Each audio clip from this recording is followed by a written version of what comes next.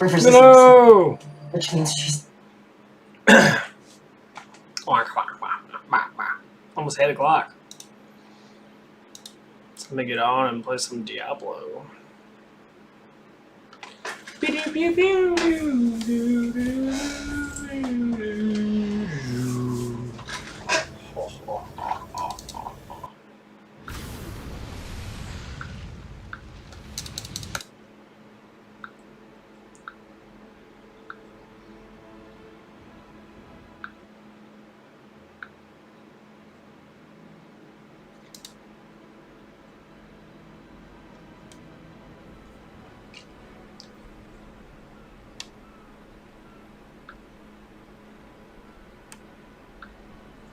Oh boy.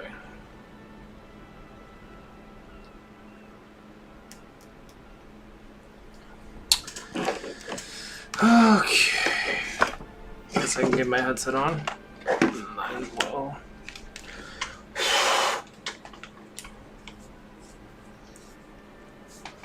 Okay.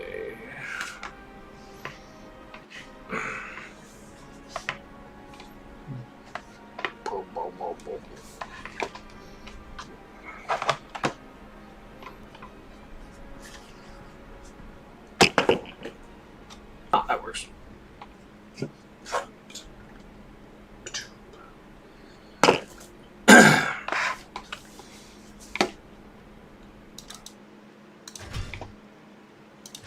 I could do some magic finding for right now. See what happens.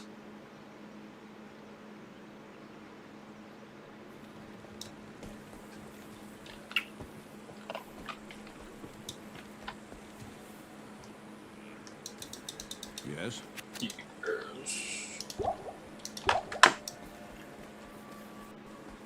Let's see if it's gonna be a laggy.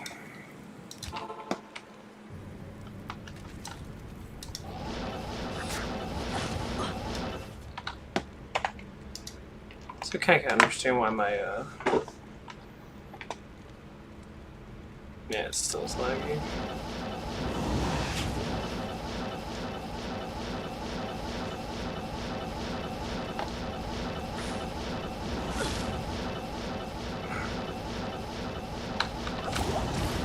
Holy God, they threw all that on me.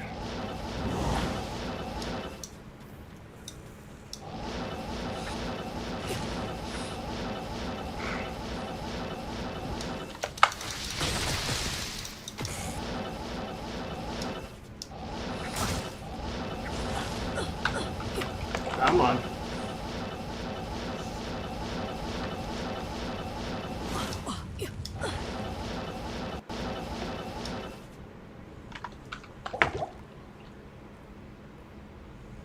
I can't say it's lagging super bad, but it is lagging though.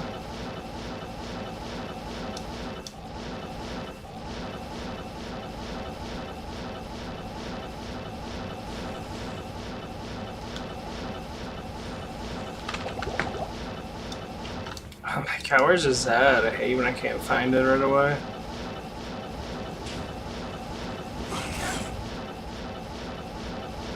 I need mana.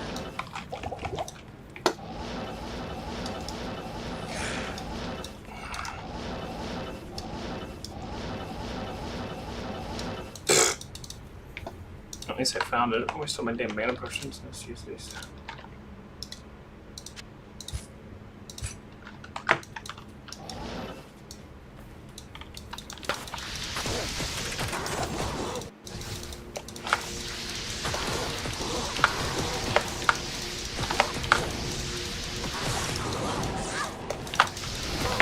I just get hit by fire.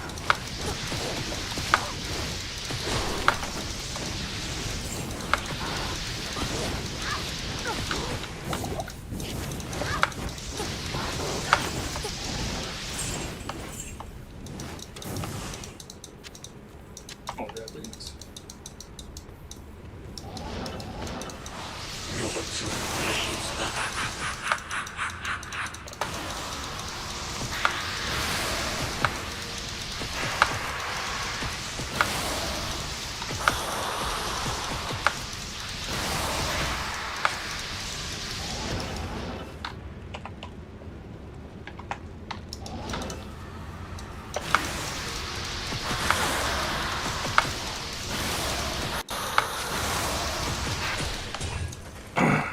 Hmm.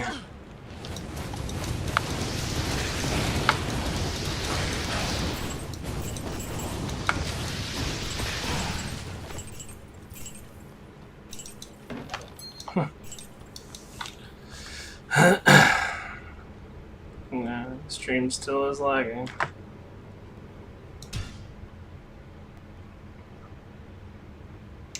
Don't really know why my stream is lagging, but it's quite fucking annoying.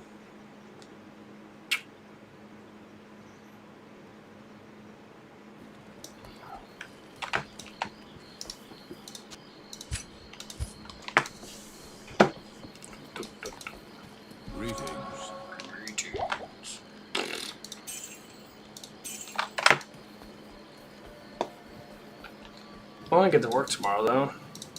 Late night. Ugh. Which kind of sucks because I can't a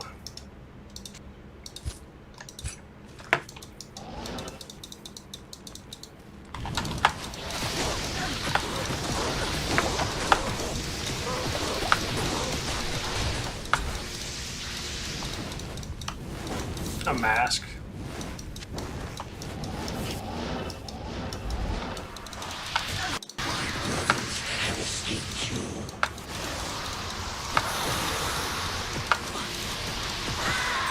Yeah, that was gonna happen.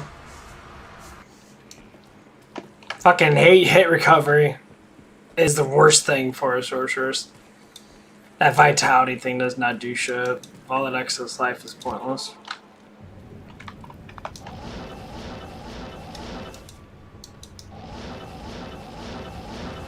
My brothers have escaped you.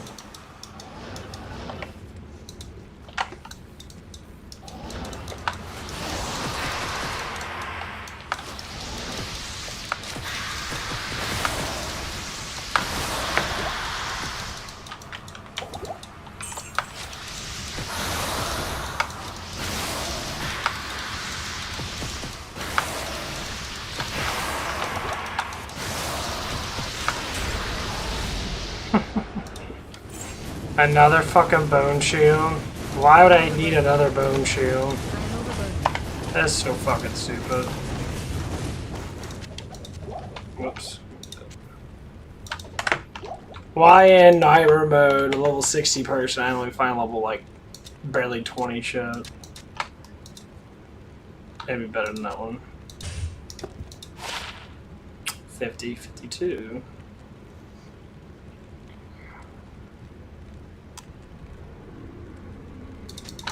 So stupid.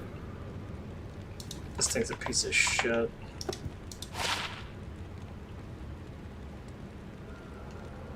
Nothing's never fucking. Some of this stuff is horrible. Why does it keep doing that? No, I want to watch my stream. Boys keep knocking off my fucking stream. It is really driving me crazy. So fucking annoying.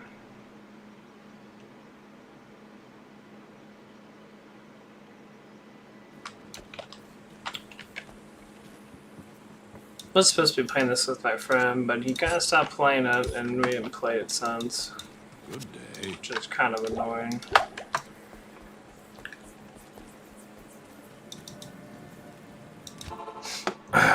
We started playing a lot of Warframe together, and then he kind of like stopped playing. Obviously, he has a girlfriend in that, so I can't expect him to constantly be playing. Obviously, but you know, at least text me and tell me what the fuck's going on, so we can at least schedule something. The only problem about having a girlfriend, or having other friends. Come on. Guys, potion shields are shit.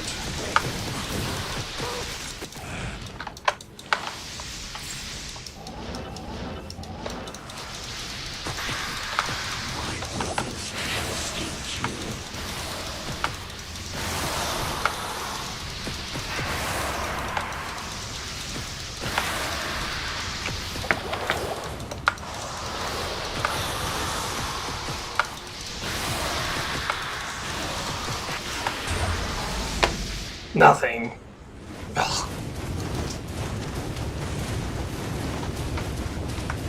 Bunch of fucking garbage. That's okay.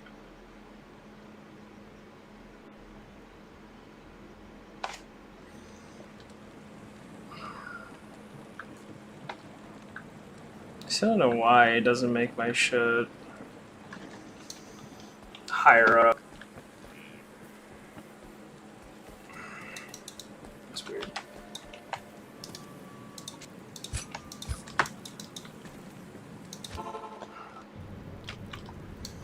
Yeah, the only thing I kind of dislike the most is not having people to play with when I try to get people to play with.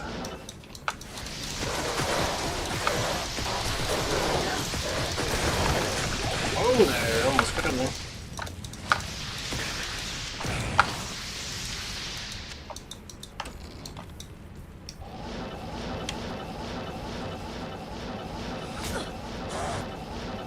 Afraid some people just don't fucking like me.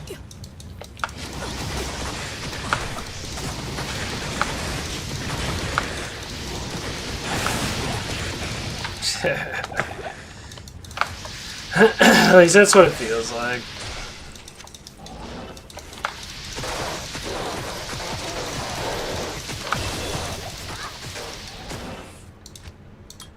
Well, I got up a little. That's good.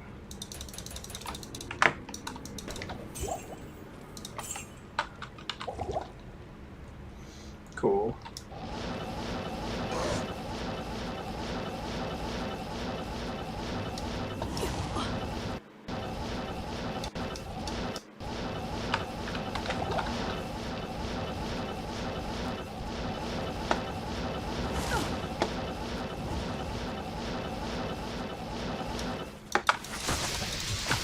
God, they always deal damage. How annoying.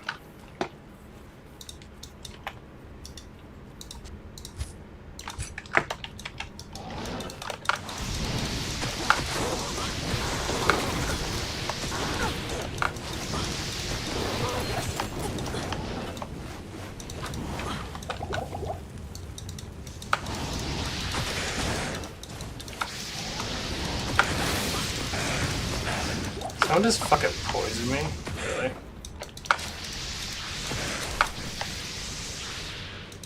Wow, the Isrun.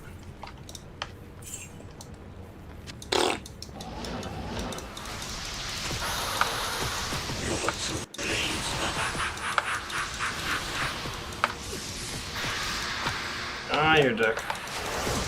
You're a dick. It's make you get frozen.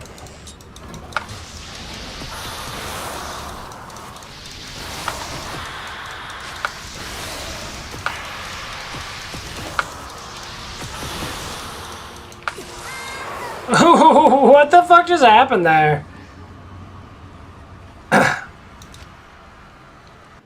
What? Did I just lag? And what? What?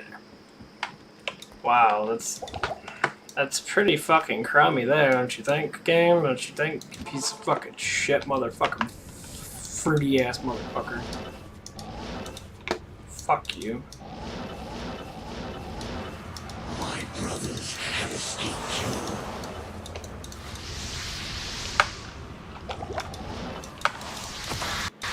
So I want to get a meteor source.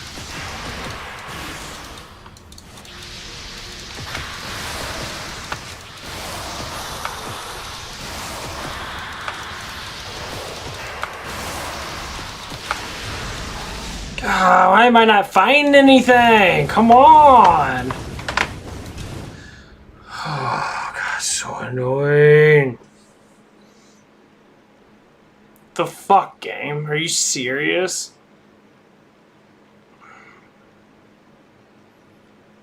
Why am I having so much fucking issue trying to find shit? Let's compare with a fireball source. I have so many issues finding crap with almost 300 a magic find.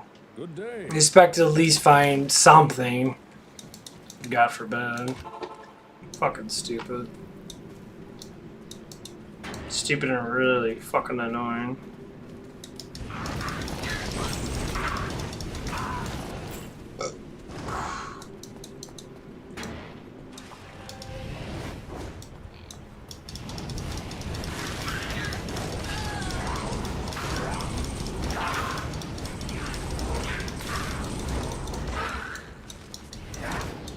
on, move. Oh, bastards.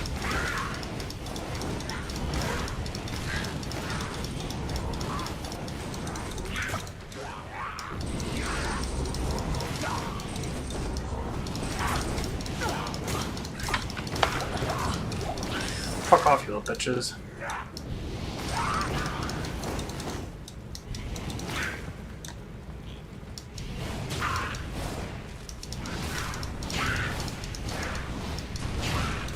Fuck you. Well, fuckers are annoying. Bye bye.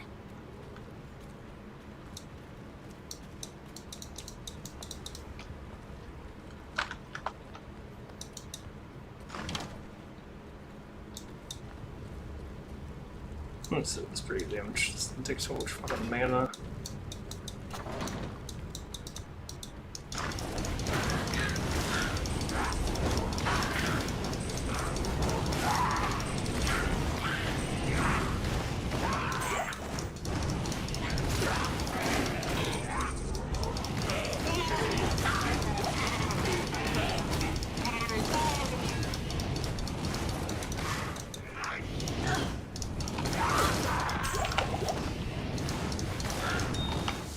Bye bye.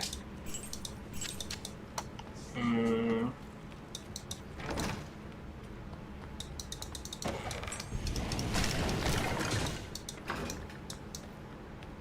do like sorcerers. They need to make me Travis has, honestly.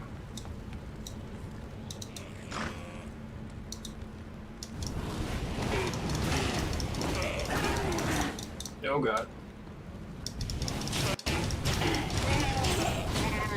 Bye bye.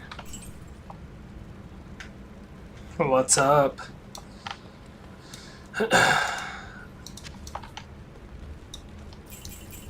Hello, hello, hello.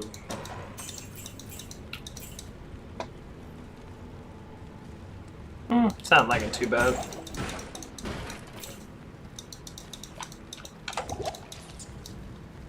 How are you doing?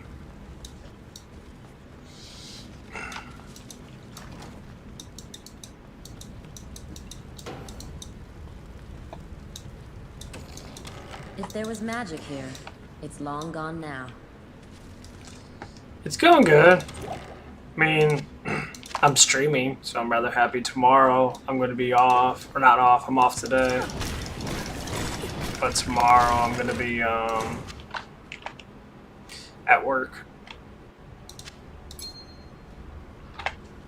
Working back the overnights again.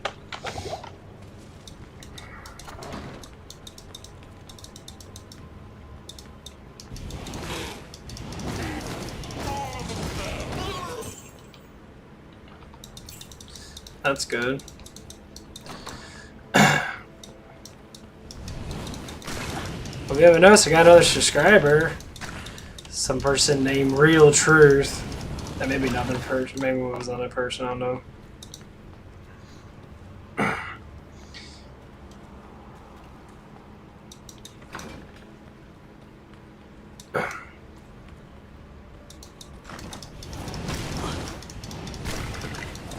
You weren't really too talkative yesterday.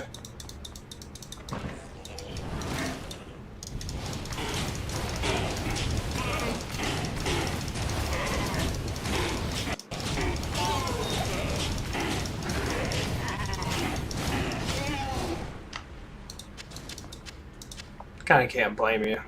There was a lot of people on.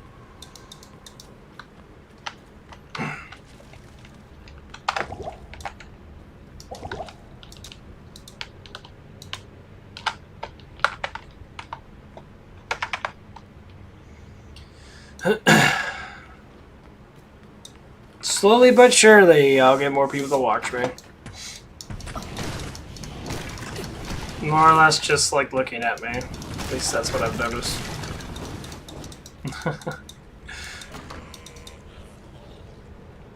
Now you're good.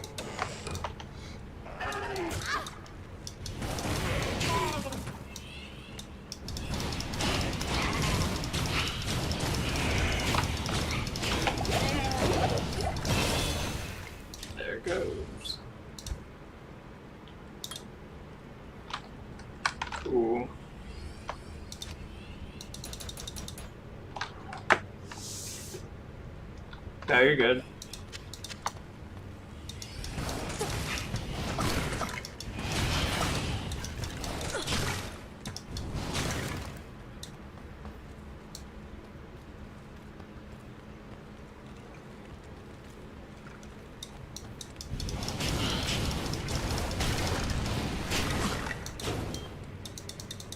I need a key.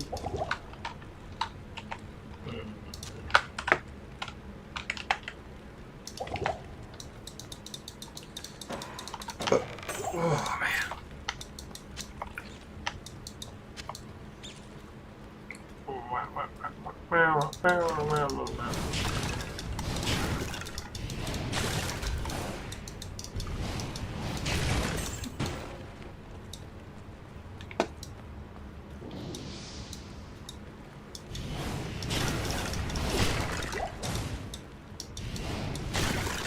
I love that sound.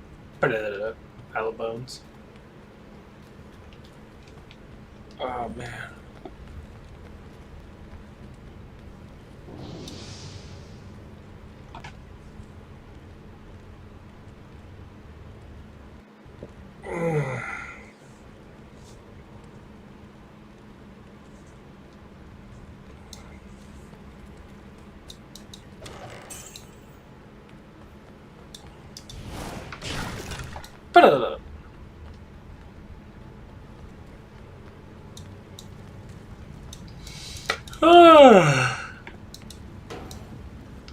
Huh.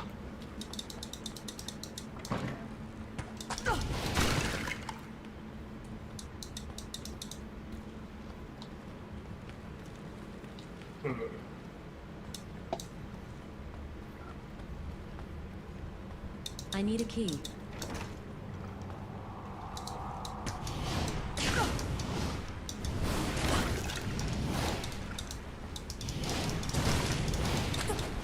Oh my god. Why am I walking? We're not standing way too fast. That is really annoying.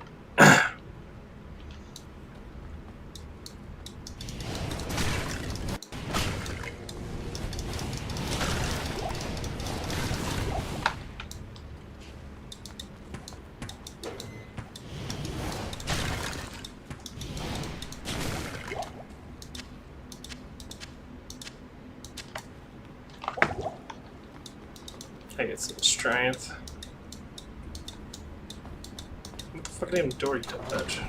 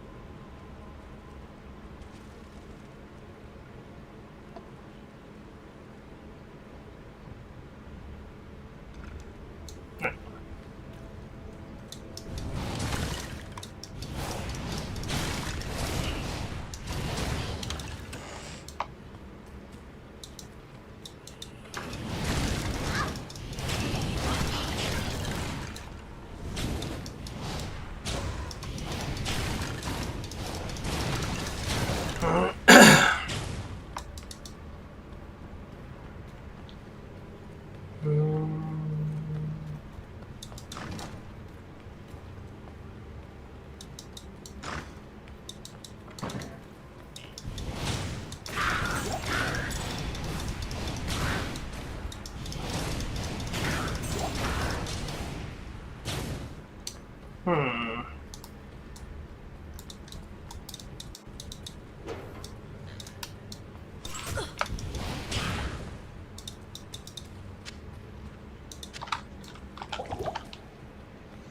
Get some better gear on.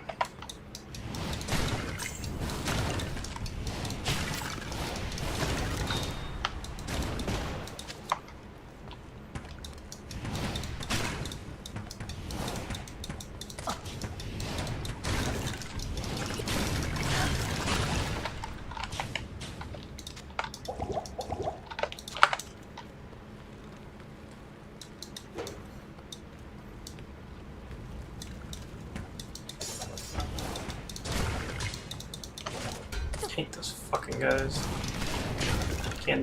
Can't see them. It sucks about being in the dark like this. Imagine how people like live their lives based upon like torches and kerosene and crap. Or that they like keep the kerosene going on that burns for days and days and days. Be able to keep your house warm by burning a shit ton of fucking flames and shit. Like wood works really well, obviously, because wood is very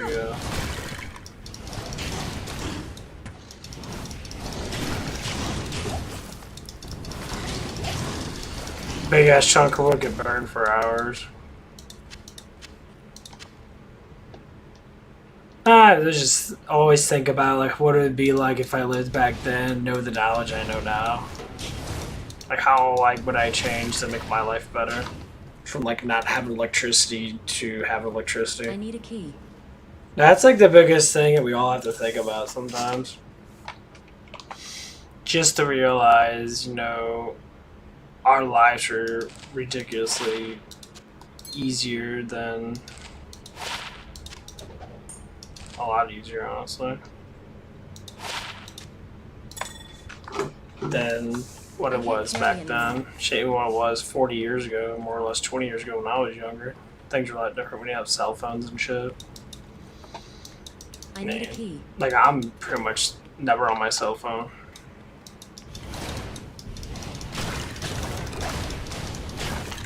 Like, at all. I just don't like playing games on it anymore. I mean, if I ever get bored in that, sometimes I do it, but most times I just...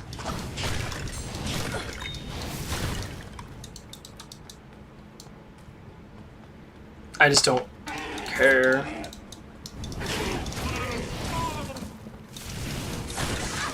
May ask why, but I just don't. Used to play a lot of Tap Titans 2, or the first Tap Titans actually.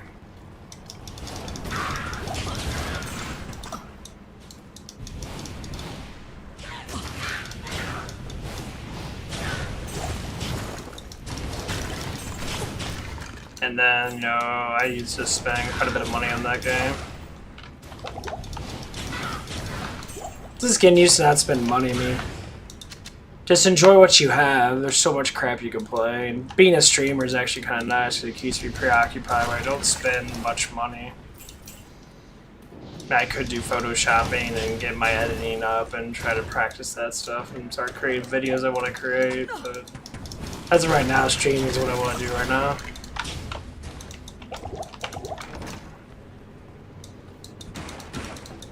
It's like ineffective because I don't have to waste a lot of fucking money on it. Besides buy like a PC and that, but I need a PC anyway. Maybe like getting like a microphone and stuff like that. I can't say it's really too bad.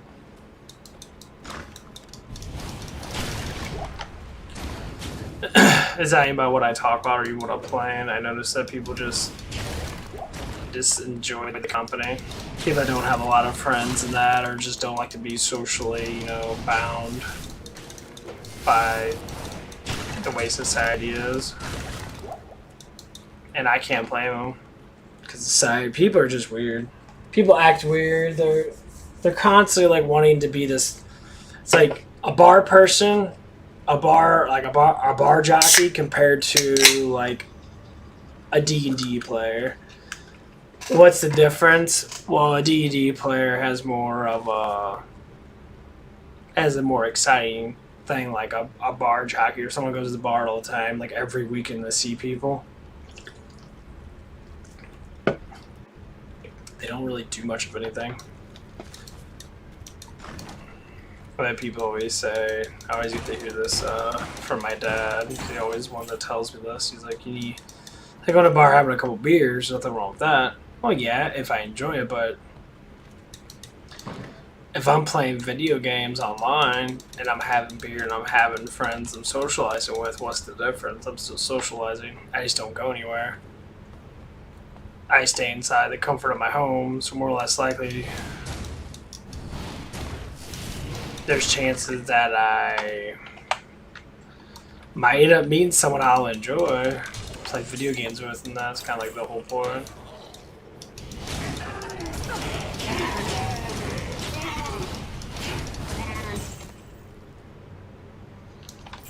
And that's one of the things a lot of people that do that stuff, go to bars and have their accounts like social at clubs and that, don't understand that it's less cost effective just to sit at home and just chit chat and what do I'm doing? Just fucking sit there and stream and just talk about stuff and just interact with whoever's going to be interacting with.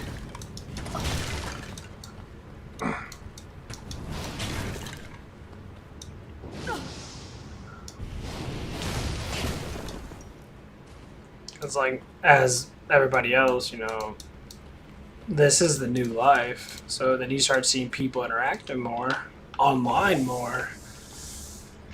And you start seeing these people that go to bars and then now they're all over on Instagram. They're taking pictures of them being drunk, or you're doing videos of them doing stupid shit. So now we're all the same. We kind of all do the same thing. I mean, we still don't go out and do that sort of thing. And again, I caught a couple of people,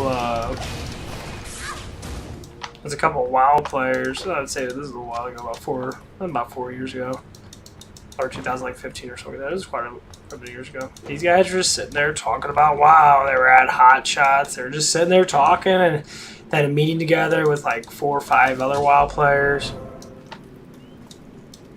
And they're just talking, having some drinks, and then looking at all the girls, their butts all hanging out and shit.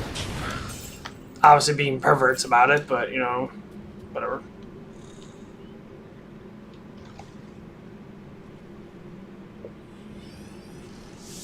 Some people always say, it's like, oh, like, you gotta get laid and that. Like, not necessarily. I mean, sex is very important for growing up. Everyone should go through, touching a man or a woman. Whatever we like to touch, boobs, ass, pussy, whatever the fuck it is. Because that's just how we are.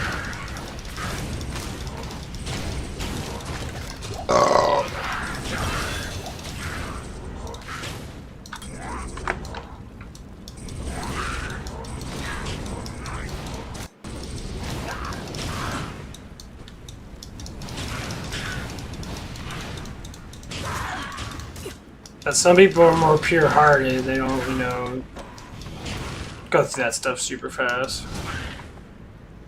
They seem to want to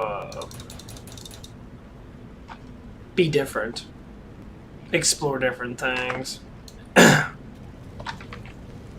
be a better version of themselves, so to speak. Which I can't blame them, because that's just how life is. Chills me to the bone. But yeah, well, what happened yesterday when I was talking, getting a little irritated with the conversation I was having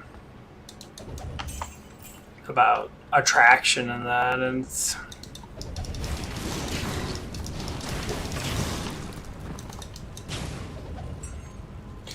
not that it's weird to talk about it, it's more or less just like, huh.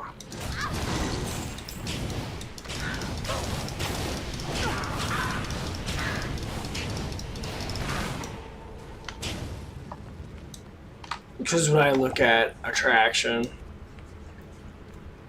there's so many different ways to attract to someone.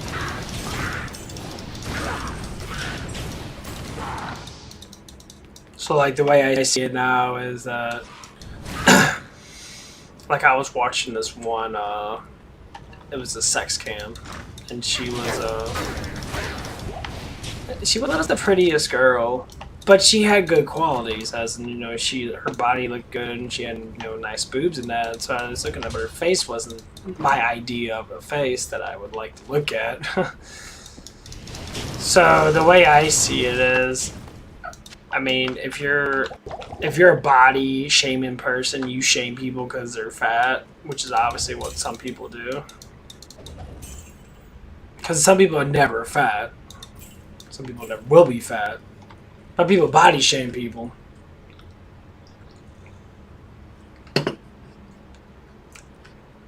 Most times it's people that are jealous of certain things that you already have. So like girls with bigger boobs always body shame girls you know, that have littler bodies because they like to be skinny even though they're chunky. But the girls that have tiny boobs always look at the girls with big boobs and they body shame on the same way the opposite. Same thing with guys. But guys and girls are a little bit different when it comes down to that, though. At least it feels like they are. We can't be all the same. Honestly, we're not. You know, we all think differently. But I've noticed that with some women that I talk to at work, and that some of them, they like to body shame each other. They talk about stuff and they like get upset about things. And I'm just like, why are you getting upset about something like that? Like it happened at my other job, in that, you know, a chick with a big rack gets judged by girls with small boobs. I'm like, but it's a genetic thing. You're genetically not supposed to have big boobs. But they get jealous because all the girls, more or less, it's because they just don't love themselves. Basically, what it comes down to, they just don't love themselves enough to be able to sit there and be like, okay, I don't care. I look good. And yet they do get hit on all the time. That's one of the things I did talk about with one of these girls.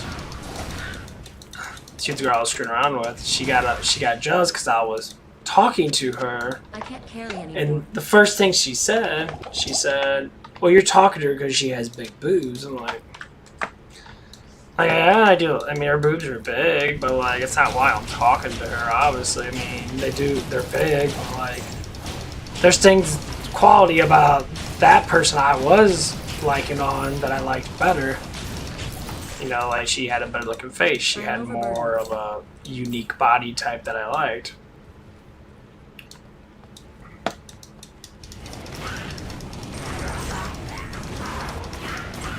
And I believe, you know, well, actually I don't even believe it, I see it with my own eyes.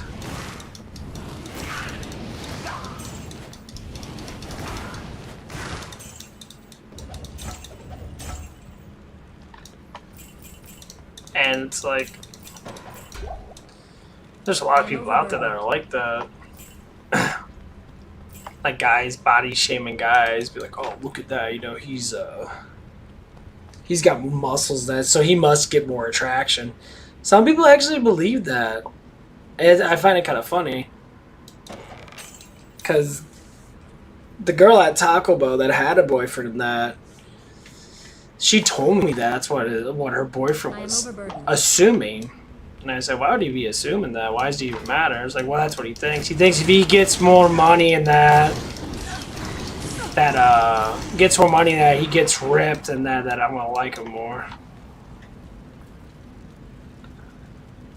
Give up on? No, that's not where I'm going at. Nah. I tried a dude out, and the dude didn't work too well. I'm not anywhere attracted to a guy. Not even close. I already tried it. Yeah, you can't just sit there and give up on something. It's not a woman's particular, that sex's fault. It's the person itself. Ain't no different if they're gay or a man or a woman or whatever it is. That doesn't change the factors at all. Because it's the person that is who it is. People assume all women are all the same, just like some people think all gay people are all the same. It's not how it works. Sexuality doesn't determine who you are, honestly. You determine who you are. It's just a sexual orientation that you like and that.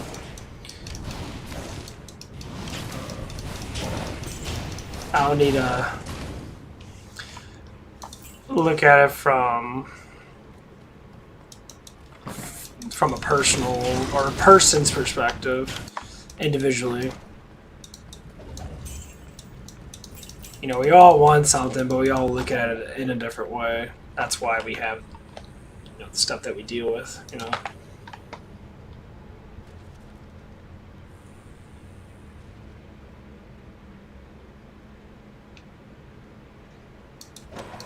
No, I don't need any wisdom from other people. I do my own studies.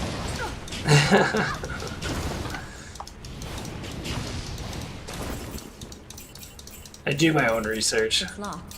I appreciate it though. I don't like listen to other people because some people they give out what you call fluff information. They'll go through scenarios too, but everyone can do that themselves. You don't need to listen to someone else unless you're clueless about it. But some people are clueless. When you first start learning anything, you're clueless until you learn it. But the ideas behind everybody is going to be different. So like what I went through in my life could be similar to yours, just could have been a slightly like different thing that happened. Emotionally could have been similar. But how that emotion became that emotion could have been different. As in like torment or, you know, when you get angry at something, you get angry at something that could be something I would never get angry at. Whatever it might be.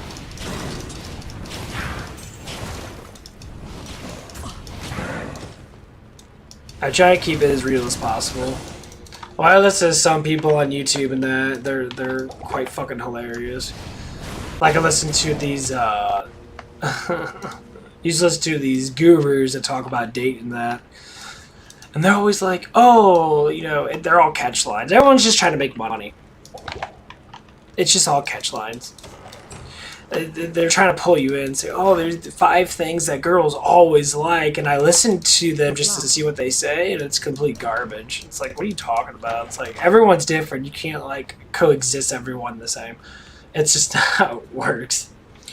It's quite sexist and racist to a certain degree because you can't collaborate everyone the same way because we're all different, and these people do that and people believe them, and some people are just like they're, you know, pieces of shit. I see the comments and that it's like, well, yeah, you're telling men, you know, it doesn't matter if you're fat, it doesn't matter about any of that. What you attract to not, it's like saying like every woman's gonna attract to a guy because he talks a specific way. Like that's complete garbage. It's like women have their own free will to, you know, date whoever they want to date. Define, you know, the looks and that, because looks matter, you know. How we look at things, that's why we do things. We do it based upon looks, attraction. So when people try to think that it's, you know, like some people look at attraction as like money and that or stuff like that, it's true, you know. Some people do that, you know, they're like, oh, you know, money's everything, money's how you survive. Like when you look at something, you can't look at it from that perspective. At least I don't. I can't stand that. Is it fun? I've done it before. That's how I got into my relationship with my ex. And no, he was a liar. He made up shit saying that he had money and that to lure me in because he knew I was attractive looking. And his girlfriends are the ones I knew beforehand, and they had huge crushes on me, but they never made moves on me. But the problem with it was that there was a girl I was talking to that I really actually did like, and I ruined it because of, you know, that person, I would say, doing, you know, favors and that, basically, you know, sexual stuff and that. They try to lure me in because he knew how desperate I was, I guess. But the person was the worst thing ever. So I lost like one of the best girls I've ever could have been with because of my stupidity. And this was about 6 years ago, give or take. So now I'm trying to redo myself. So I'm going through the works of trying to understand that I gotta be a better person. So I go through the torment, honestly.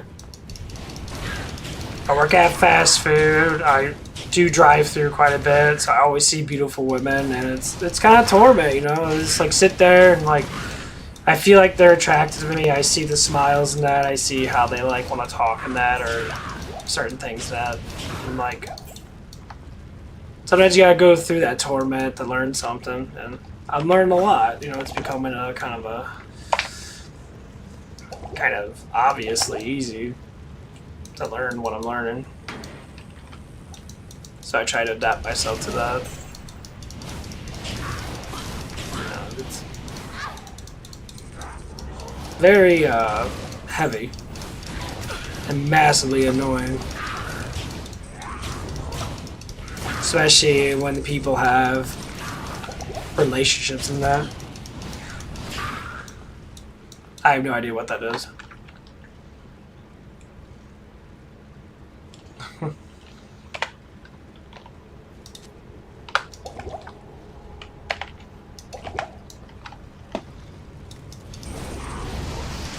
Oh shit.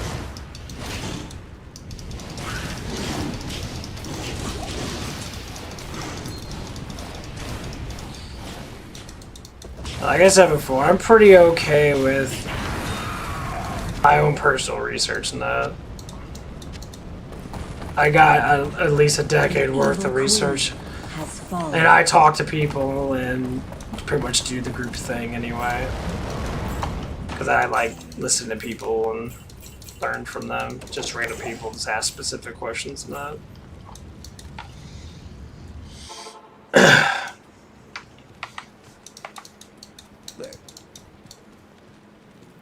Yeah, like the only thing that I have to do with my life right now is to get myself settled, make enough money to survive, I guess, so to speak, Your presence honors me. on my own or with somebody.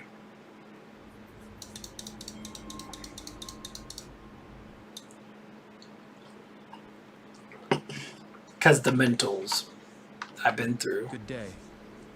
I've been through, you know, the depression, suicide, anxiety, all that good fun stuff. How do I? Not that you can get rid of it, but you can cope with it. Hardest thing is to get rid of it altogether, and you can't do that. That's not how it works. It'll never work like that anyway. Our bodies constantly have to go through that, but we can make it easier for us. We just keep it positive and just keep on pushing forward. At least that's how I think about it. How bet. Oh, excuse me. Because a lot of people can't do that. It's rather hard, actually. Because we like to be in control of things. At least try to, so to speak. Oh man, my head fucking hurts turning the damn thing on.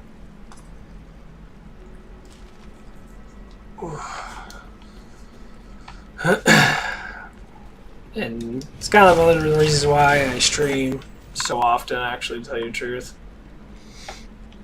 Because I like to listen to people talk or see you guys' texts and that. You know, it gives me, I don't know, it makes me feel, you know, that people were actually listening. You know, just like I used to listen to people. And their actions are quite nice.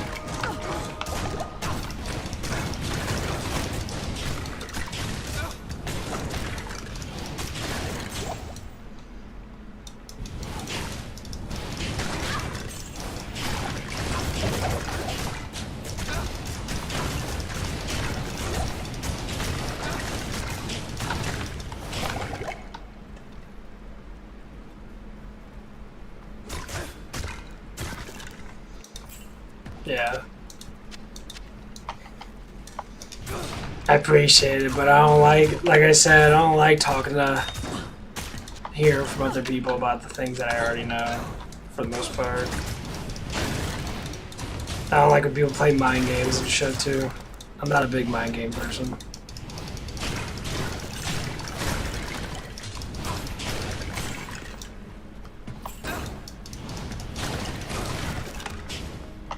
Every time I listen to people that go through their cycle of, you know, their way of learning, it ends up not being the same. My research is not what it goes and being something that is exact, because it can't be exact. Because we're all different, so it can never be exact. It can't be. It's just nearly impossible, so there's no, like, true way of doing things. You just have to act depending on how you are, and you just kind of just go from there. And most people probably won't necessarily say that. They'll give you direct things to do. Even though some things might work, like meditation, but even every meditation is different. Because we're not going to hold the same mind structure.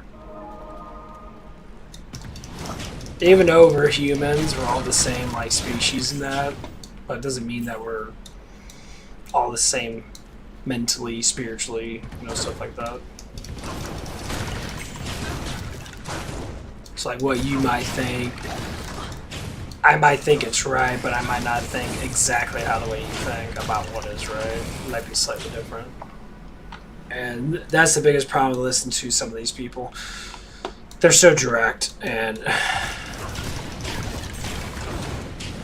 how much I want to say what everybody else says, subscribe, like my stuff. It's obviously, you're a dude anyway if you choose to. I don't have to fucking keep throwing it down. Even though people think they should, because it's their job.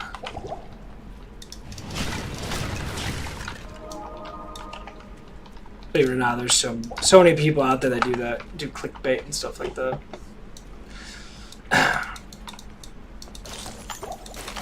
I really don't care.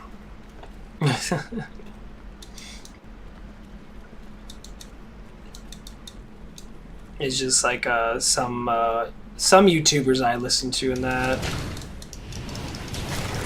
and like they're very low-key YouTubers, you know. They have maybe like 20,000 subscribers. They don't have a ridiculous amount because they don't broadcast their stuff constantly and say, you know, subscribe.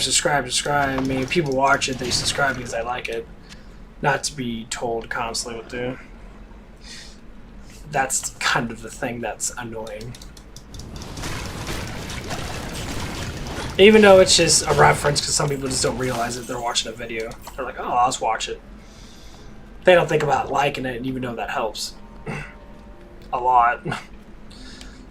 Or commenting, if it's not completely reckless, because YouTube's comment thing is fucking ridiculous. I despise how they control that. It's really stupid.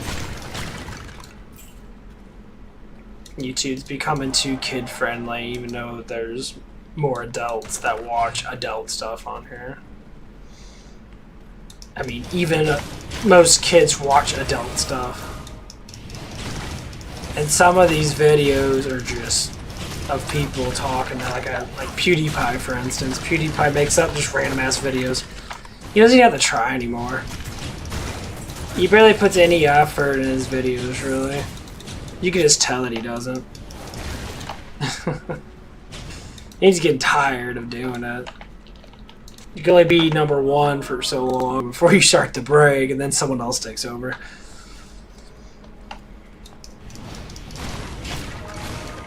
That's why I just rather do this, because I like doing it. That's pretty much it. I like streaming, I like talking, that I like getting close to people that are, you know, go down the same boat I am or went down the same boat I did. Just like some of these guys or girls, mostly guys that do a lot of kid stuff and that. It's ridiculous. Anything for money.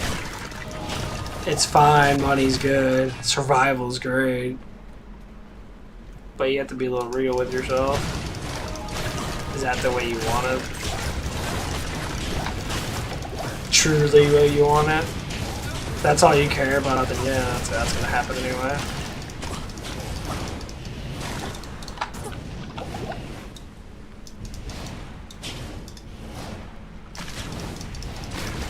Phenomena.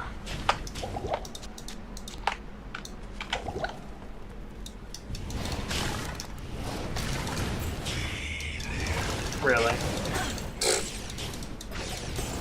Can't find 2 fireballs and does absolutely nothing. What a misguided monster. Yeah. Oh yeah. Way too much crap in the inventory. Sure, I'll grab that. Put that into warmth, because warmth is great. Someone say if I want to do Hydra or not.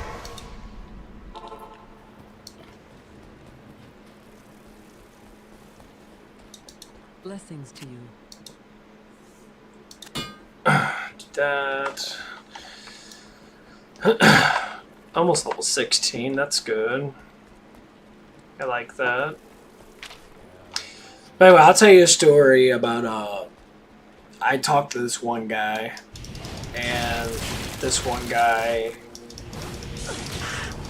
I was talking about girl issues, basically, and, like,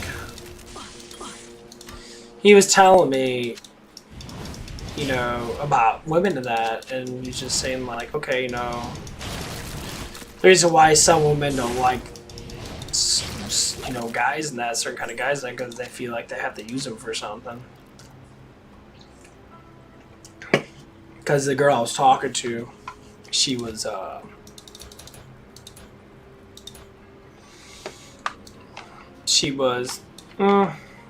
she had a boyfriend that I was trying to figure out why she wouldn't break up with her boyfriend for me, even though we were, like, pretty much sexually involved at work, despite the fact that she cheated on him already, which was quite hilarious. And he took her back, which was really fucking stupid. Because he couldn't decide if she... she had that ass, she had a nice butt on her and that, she's very pretty. The guy was, like, obsessed with her. And like, I can tell by the way that he tries so hard to be the guy that she wants. No, he would, you know, sit there and be like, oh, I'm gonna exercise, get in really good shape, and that you're gonna love me more. I'm like, but you already have her. I mean, she's in your, you sleep with her and that and stuff like that. But they still don't feel like they're together. So, where I'm getting to at that, this girl was attracted to me, she really liked me in that, but for some reason, she wouldn't break up with her boyfriend for me. And yes, it had to do with money, and it had to do with, you know, other luxuries that this guy had that I didn't have, which I, you know, kind of stupid, but whatever. And I thought to myself, I'm like, so even if someone's in love with someone else and they find them more attractive, more like they're close to, they still take objects and currency over that feeling. Isn't that quite shameful? Is it just like, well, how do you know how that's going to turn out to be? Would I want to be with someone that's going to use me for my luxury? Or be with me because they love me and they'll do anything for me? I know, it blows my mind. It's the stupidest thing. I've never understood it. And people just, they endure that stuff so much. Like the old ways of people. Well, everyone likes money. It's not about girls or guys. But it's about, you know, satisfying yourself. The old-fashioned woman's dead. There's women that take care of the man more than they take care of the woman. It's kind of going the opposite way, but that shouldn't matter at all. True love should be without money or not. You just like that person. You work together to grow together, not to sit there and rely on each other like that. I find the relationships like that are terrifyingly pointless. I mean, you don't even like the fucking person because they have money and that you're just going to sit there and just endure looking at him every day. You know you're not attracted to him. Or fucking them every day even though you can't really get off with them. That is a pointless life. Oh, buddy, helps me pay bills. Well, then you look at your expenses and stop spending so much money on shit you don't need. So it all comes down to an object emotional obsession, which a lot of people have, where they care about that stuff so much that they emotionally fuck up their whole entire life with it. And that's basically what happened. At least that's what I got out of it. And it's mean, survivability is good. There's nothing wrong with feeding yourself, clothing yourself, and stuff like that. That's just what we're supposed to do. And more of the currency or money, this makes it easier, which is true. That's why you have to be with people. But who you choose in life should be based upon how much money they make, honestly. That, to me, that's just rather stupid. Because if your lifestyle is that heavy of a lifestyle where you have to constantly use credit cards to pay for it, and you want to get a rich guy because of that lifestyle, then what are you doing with your life? I mean, just like anybody else, you eventually get old and die. So you're not going to be young and skinny and beautiful forever. Are you? No.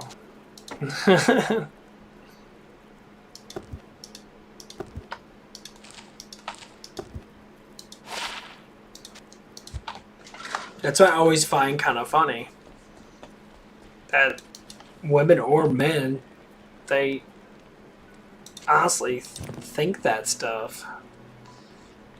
But the truth is right there in front of you, and then you have nothing else to go with. I mean, I like the way I look. I think I'm attractive looking. Well, I don't think I know I'm attractive looking because thinking stupid. And I know my body can get better than that. But who I attract, I mean, I attract quite a bit of, women in that. A lot of gay guys too. And not saying anything about some gay guys are pretty ridiculous with the way they are very flirtatious and that towards guys they don't know that are straight, which is hard because gay community is so small you can't really tell who's gay or not. Some people just look gay, even though they're not. And I always see the difference.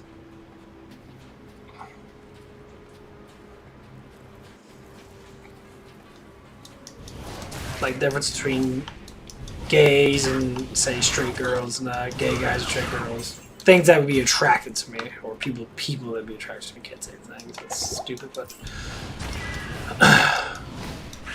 it's just like what you say, about the whole woman thing. I've been down the road. I've been to gay clubs and that, and I find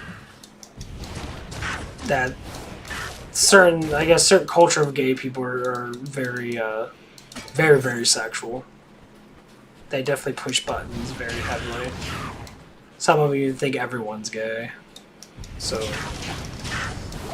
but then again, that's the individual. Not every person's going to be the same. The ones I've seen, some of them are pretty straightforward, really nice and that. And some of them are, in between. Some of them are just really bad. But that's my personal experience.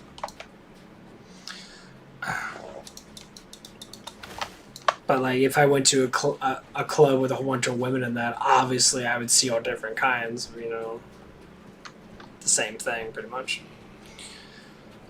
That's why you gotta pick and choose, but I don't feel that people can change on a dime about sexuality. I think everyone's body, we just swing one way a little bit more than the other. Some of us swing really heavy, towards the opposite sex. Some of us are like 50-50, some of us are 60-40, The variations are there. Now, even with gay guys, and I heard stories of gay guys fucking their best girlfriends and that because the woman looks at it like, this guy cares about me, he's gay. Well, he's not. It's because he's not sexually attracted to you. That's why it feels, and that's what it is. So if that's one of the things I look at, I don't want to bang girls. I want them to bang me. Funny thing is, it does happen. Not saying as of right now, but it happened in my past. But some girls are not as upfront, of course. It's just how it is. But I would have to say, for the ones that were, they were really upfront, and it was like a little bit too much upfront, but don't get to know you. You just want to come over and bang me. I want to get to know you first. At least know something about you. Get slightly closer to you before I start to penetrate you or whatever all the good things you want to do. But sexual stuff is not. It's great, but as an older person, in my early 30s and that, a little bit different. I don't look at it as like a 16-year-old or even a 21-year-old. Because I don't care when I see a girl's breasts. I can't get excited like I used to because I still look at it like that. I get my offs, but I just can't go crazy like I used to. So I look at it as, you're my friend. And a lot of women don't like that. A lot of women that are attracted to you, they're like,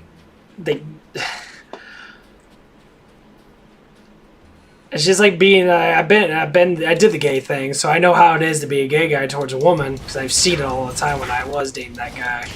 And like, I know what it is to go down that road, so I took practice of it, which most straight guys, or whatever you want to call straight, they wouldn't do that. They're scared of it. They're literally flat out scared of the gay community. Some less than others, of course, because, it's just how it is. Some people are a little bit more, less judgmental. But, like, the more judgmental people are, they go crazy. They think about it. Like, I literally, was talking to one of the guys. One of the guys is getting a job. And one of the guys didn't know he was gay. Well, he's kind of, I guess he's less educated, I guess. I am overburdened. I guess he's kind of like ghetto a little bit of a city culture in him and that. And he was like, instantly, as soon as he found out that he was gay, he's like, oh, don't touch me and that. I'm like, that's not how it works, dude. Because, it's like, if a girl's attracted to you, she's going to go up there and start grabbing on your dick. Even though stuff like that does happen.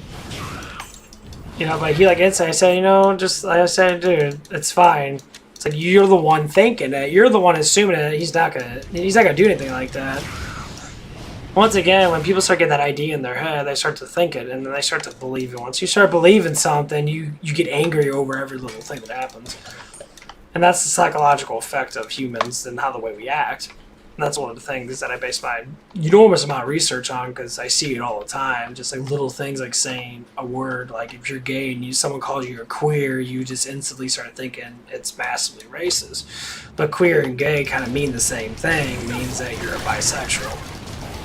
Now, how offensive it gets depends on how the person understands the word or how the person says that word. Because the way we talk determines a lot more than just the word itself. And that's one thing that people definitely go through every damn day.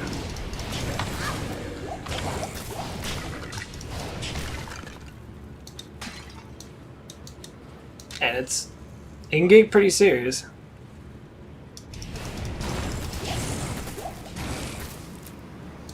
What do you mean what I do with that guy? The guy at work? If it was a guy at work, I didn't do anything to the guy at work. It wasn't me that did anything to begin with. I was talking to a coworker about it. And me and him were talking about it. About the gay guy, and now I was trying to explain to him, you can't just go off on the hinges to start thinking stuff like that, because it's probably not true. Once again, people that are afraid of something, especially, getting plowed in the ass when you're a straight guy. Be surprised how many straight guys like getting fucked in the ass. And their girls do it for them. Get a little kinky with that shit. Yeah, that guy was just... The straight coworker was just thinking too much about the gay guy. The gay coworker. He was just going too overboard with it, even though the guy wasn't doing anything at all. I mean, he hits on me more than him. But obviously he knows, that I like girls and that, so he doesn't go overboard with it, but he does say certain things. Yeah, yeah, exactly. Because I've been through that rope when I was younger. I always think that before I actually, dated a guy, and that's why I changed. That's the reason why I wanted to be with a guy, to see how it was. I can't say, I was lost and I was in between my sexuality and that. I didn't really like pussy that much in that. I was kind of more of, I guess a transgender type thing, girls with a penis and that, but like, that's just, so I swing 50-50, I guess, in some way or another, or put it together kind of thing, but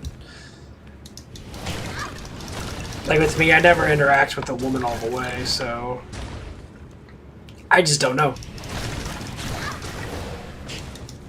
I mean, I've done stuff with women before. I think I like it better. I think I like booze and the way girls feel that a little bit better than a man. And the way they look, I definitely like a little bit better. If not a lot better, depending on the woman itself. So that's what I say. It's just all experience. I want you to experience both sides of the party, and unfortunately, you learn a lot. So it's like a gay guy dating a girl. You could learn a lot from it about how to treat your man better if you choose to. And I can't say there's anything wrong with that, because it's just experience. Like, you only live once, so if you only live one time, then you might as well get all the experience out of the way. I mean, I spent like about a year and a half or 2 years with this person, and it was good at first, but I noticed I get hit on all the damn time by women, like constantly. And he used to get upset. And what he'd do, he used to sit there. He knew I wasn't completely gay, because obviously the way I would be attracted towards women. But he liked me because I was attracted to him and he didn't have anybody else. The funny thing is, as we got, the relationship started to purr along longer than that, we started learning about each other and that, he didn't really care about me, he just wanted attention. But the thing is, he'd do anything for me. Like, he'd do anything. Like, anything to keep me. But he was, he was more the manly gay than he was a womanly gay. So sex was pretty much pointless. Like, he never enjoyed it like I did. So,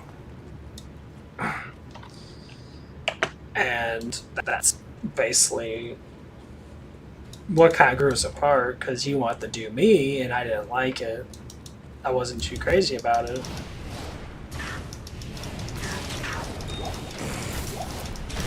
And it definitely sucks when you're screwing someone, you can't get them off. It's definitely one of the worst things you can feel. I know straight guys like, oh, straight girls always say, oh, a guy can never get me off and that. Oh yeah, it happens. But like, when you're doing it for like 45 fucking minutes and you're hard pounding that, the person doesn't get off. Trust me, it feels like shit. You're just sitting there like, what's going on? You get upset with it. It makes you feel that the person doesn't care for you. That's basically what it was. The person wasn't caring for me.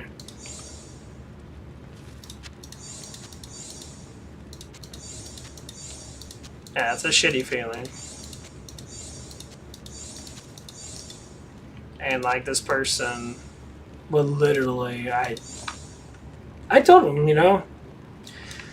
because I found out that I didn't really care for him too much because of the lying and the stuff like that. I figured out that he was lying because his girlfriends were telling me that it's like, he's lying about you, and that, or lying. He lied about me, but he also lied about who he was and that, like having money and that. When you get lied to a lot, you start to really look at it. That it's like, man, why do people lie so much? Especially about things that are obviously not true. You can just see it. It's like, well, that's not true. There's no way that could be true. Yeah, people obviously like to lie, and they try to keep that that personality going because they want people to look at them in that way. But it's not. They're not that way. Be surprised how many people do that shit. quite a bit actually. It's rather annoying. It's like, why you gotta lie so much? Why, I mean, you keep up a personality. You can tell when someone lies because they tell a different story. It's locked. They make the story fit what they need to make themselves feel better about themselves or whatever it might be. It's pretty sad, actually. But as this relationship kept on continuing that, you know, I told him he could cheat on me. Because I was pretty much done with it anyway. I wanted to see if he would, you know, just let me go or whatever it is, getting to the point of not being with him anyway. And I said, you know, it's like, if you want to cheat on me, cheat on me. I know people always say, it's like, people always get discouraged or like I hope you don't cheat on me and all that stuff. And here's what it comes down to. If someone's going to cheat on you or do something to you, they're going to do it no matter what. If they care about you enough, they're not going to do it. Even if someone tells you to do it, even if someone accepts it. Like, I know you want to fuck that guy over there, why don't you just go fuck him? That's basically what happened. So he went on, like, Tinder. That site is fucking horrible. That site's pretty bad. And he would bring guys over and he would have sex with them. And he enjoyed it. And like, okay, you know, it's basically, it was basically telling him, you know, you're going to do this anyway because you pretty much were doing it. And that's basically what happened.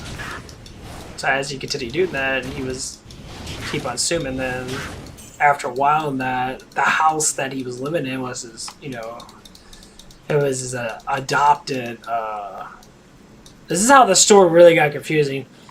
He was adopted by an older lady that adopted a whole bunch of kids, you know, because you can, when you adopt kids, you can get money from the government and that for the kid's survival. So she adopted a whole bunch of variation of age of kids. Most of them were like, you know, maybe a couple years apart. Some were like, you know, a decade apart, whatever not. And like, it came down to that he was the last one there.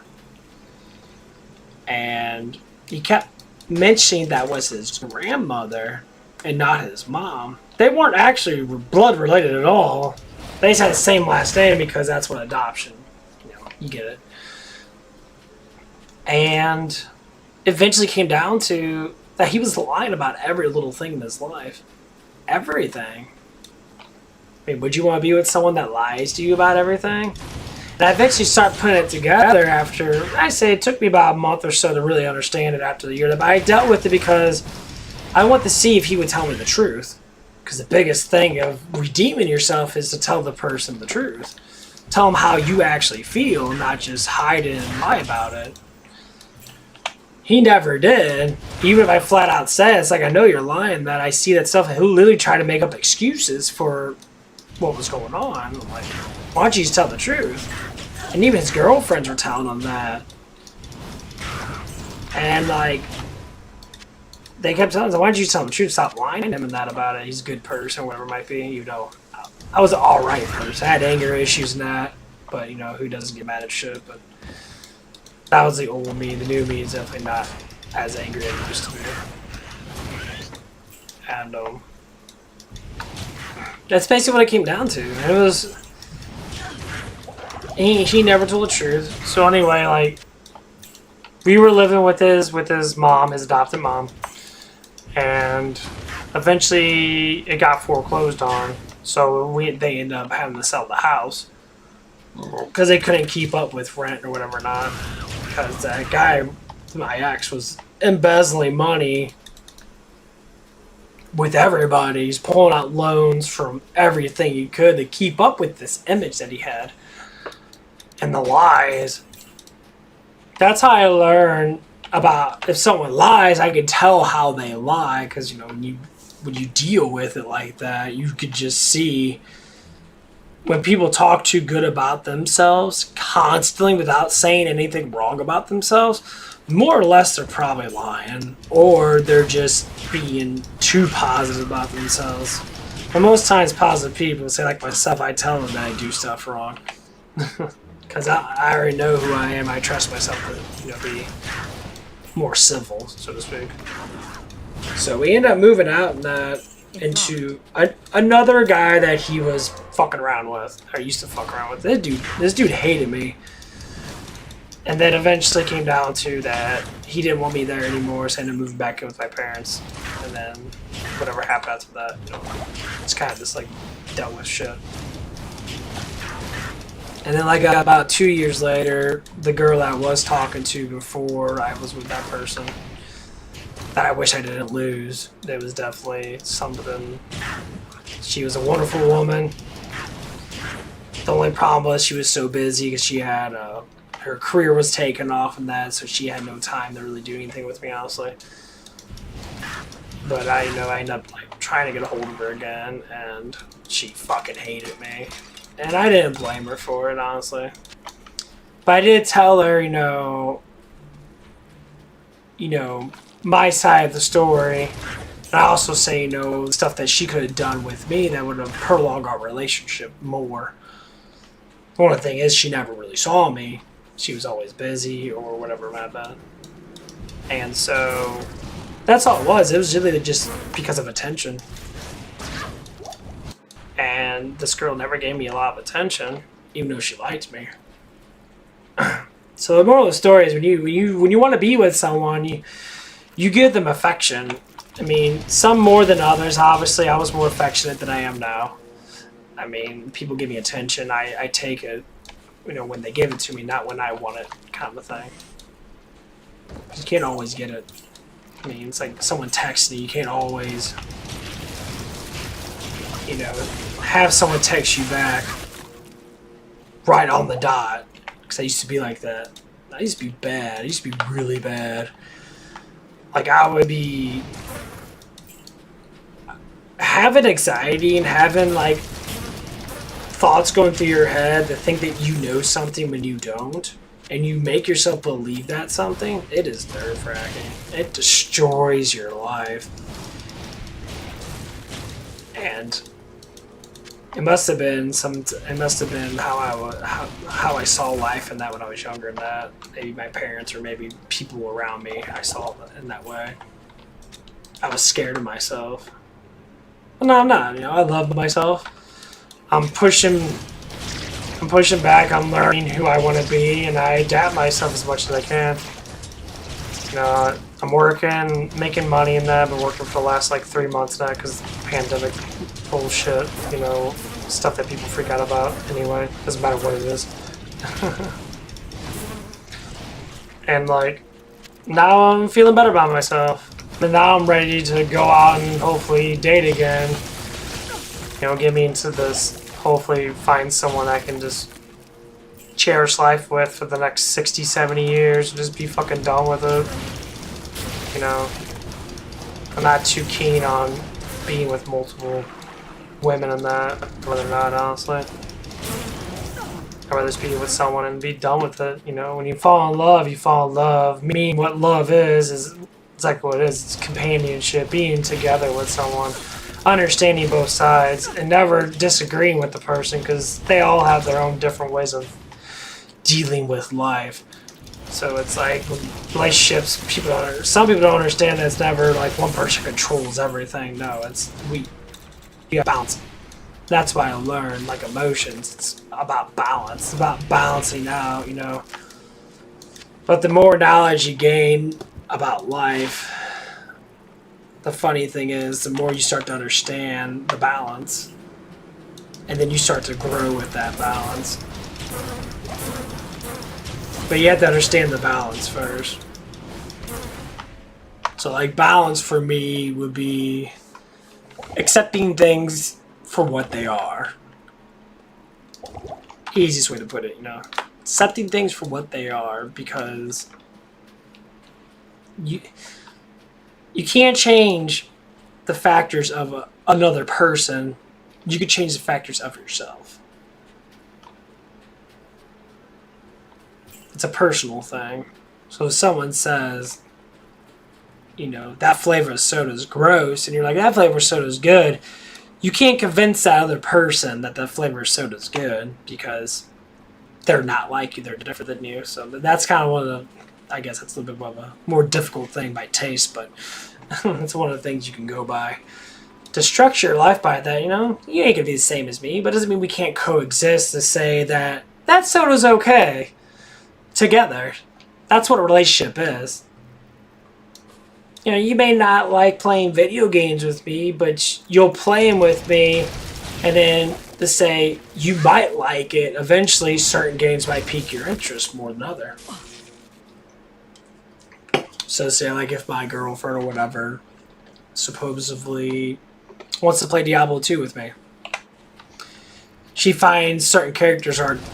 She doesn't like certain characters, whatever it might be. You know, say I want to be a female barbarian instead of being a male barbarian. I said, well, you can't do that in this game. So you find out what the balance of a game you can do then. So it'd be like, okay, let's play an MMORPG, you know, EverQuest or WoW or whatever other 5 billion MMOs that are out there nowadays. And you find, oh yeah, you could be this person, and that's how it should be. Balance, you know, figure out what you can do together without having to destroy each other over your personalities. And trust me, people do that. And I'm sure you know that too, if anyone, and we all know that's just how it is sometimes. And it can get pretty bad. I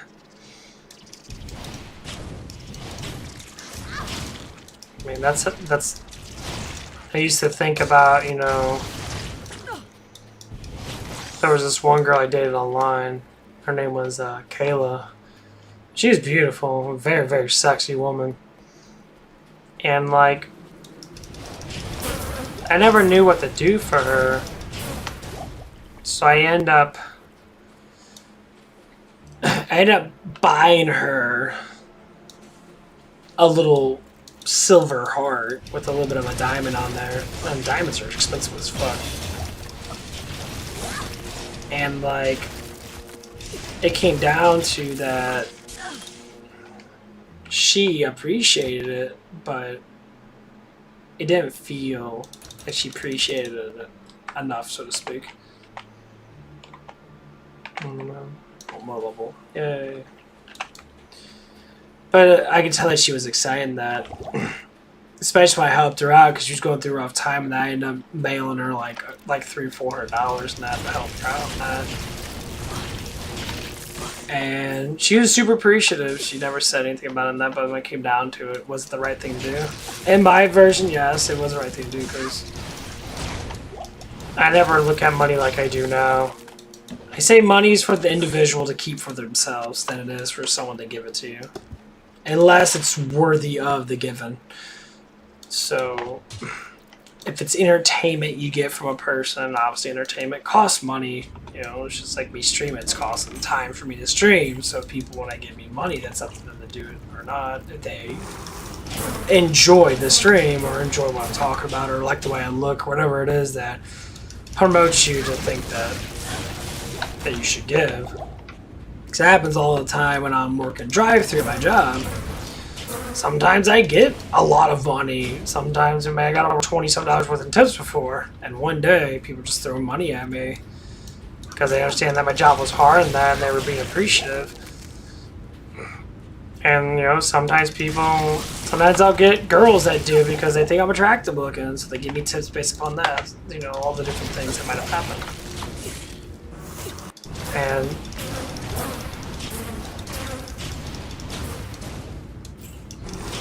when it comes down to it, like most streamers or YouTubers, they kind of like throw that down. Like, oh, you know, get on my Patreon that, you know, what's $5 a month? And it's like, well, it's not a lot. Because it's not. It's a very small amount. But should I have to tell people to do it? No, you do it on your own. It's the act of giving because of enjoyment or whatever it is. It's like those crazy bitches on these sex cam sites and that. They're bad. I mean, I know some of these girls are like, you have to subscribe, you have to give me money, kind of thing. because they're having problems with their lifestyle. They're spending so much money in that. And these guys are fucking millionaires too. It's like lifestyle gets so like high in that, which literally they do get high. They probably sniff a lot of cocaine and shit. But to like force their audience, and some of these guys do because they're just stupid. It's like, oh, you're my goddess, and that this whole like fantasy thing. This girl ain't gonna have sex with you. She wouldn't even want to be with you. She has a boyfriend. I remember one of them that showed her boyfriend off, and the really obsessed simps in that literally like literally left her, unsubscribed her, and that because they thought that they could get with her, and I'm like, dude, that's not how it goes. Having looks is more of a curse than it is anything else, because people like looking at things. It's just like having too much money. It's a curse because people like money. So you gravitate towards that.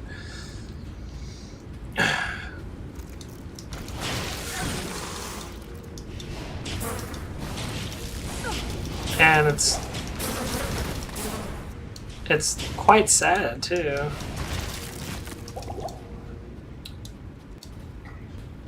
There's this one young lady at work. She has a slight crush on me, but who doesn't? Obviously, I guess, because the way I act in that, whatever it is, and she has a boyfriend and she's trying to hide her feelings from me, even though she has a boyfriend because she doesn't want anyone to know that she likes me or likes something about me that she can, whatever it is. And she shows it in very small amounts, even though everyone else in the job sees it. But she still doesn't want it to be like completely personal, like come up to me and like grab my dick and that kind of thing. She kind of keeps it very low key. And the one thing she said is, I said, it's like, I know you want to date me in that or get close to me in that. And she says, well, you don't have enough money. I'm just like, what the hell does money have to do with anything? It's like, you work. Get your own damn money. I mean, who wants to live that kind of life, living off of someone else? So once you lose that, it's done. No matter how much sex you have with that person or how much looks you have, once you stop being attractive, that money goes away. The man will sit there and find someone else. There's the reason why I don't promote, say, in relationships and that. And you can tell, like, there's this other girl. I work with a lot of women, like more than half my staff is women, and she's an older lady. I say she's younger than me. She's 28 years old, and she has a husband that makes a lot of money, and she only works like 2 days a week. And I asked her, like, what do you do, like, when you get home in that? She said, well, I go to sleep and then my husband takes care of the kids. I'm like, so her husband is the one that takes care of the kids and wakes them up and does the school thing or whatever it might be. Can't say it happens all the time. I'm just looking at him like, but you only work 2 days a week, so what do you do? So I clean the house and that. So they do the little things. Like, okay, I can understand that, I can get that, okay. But your husband's the only one that really works. And he takes care of the kids, at least morning time and that. So, not to say anything bad about the person, but you can definitely tell when someone's pampered, as in, I guess, spoiled. And she's very attractive looking. She keeps her body very, very nice and skinny and that. So I look at it from that perspective like,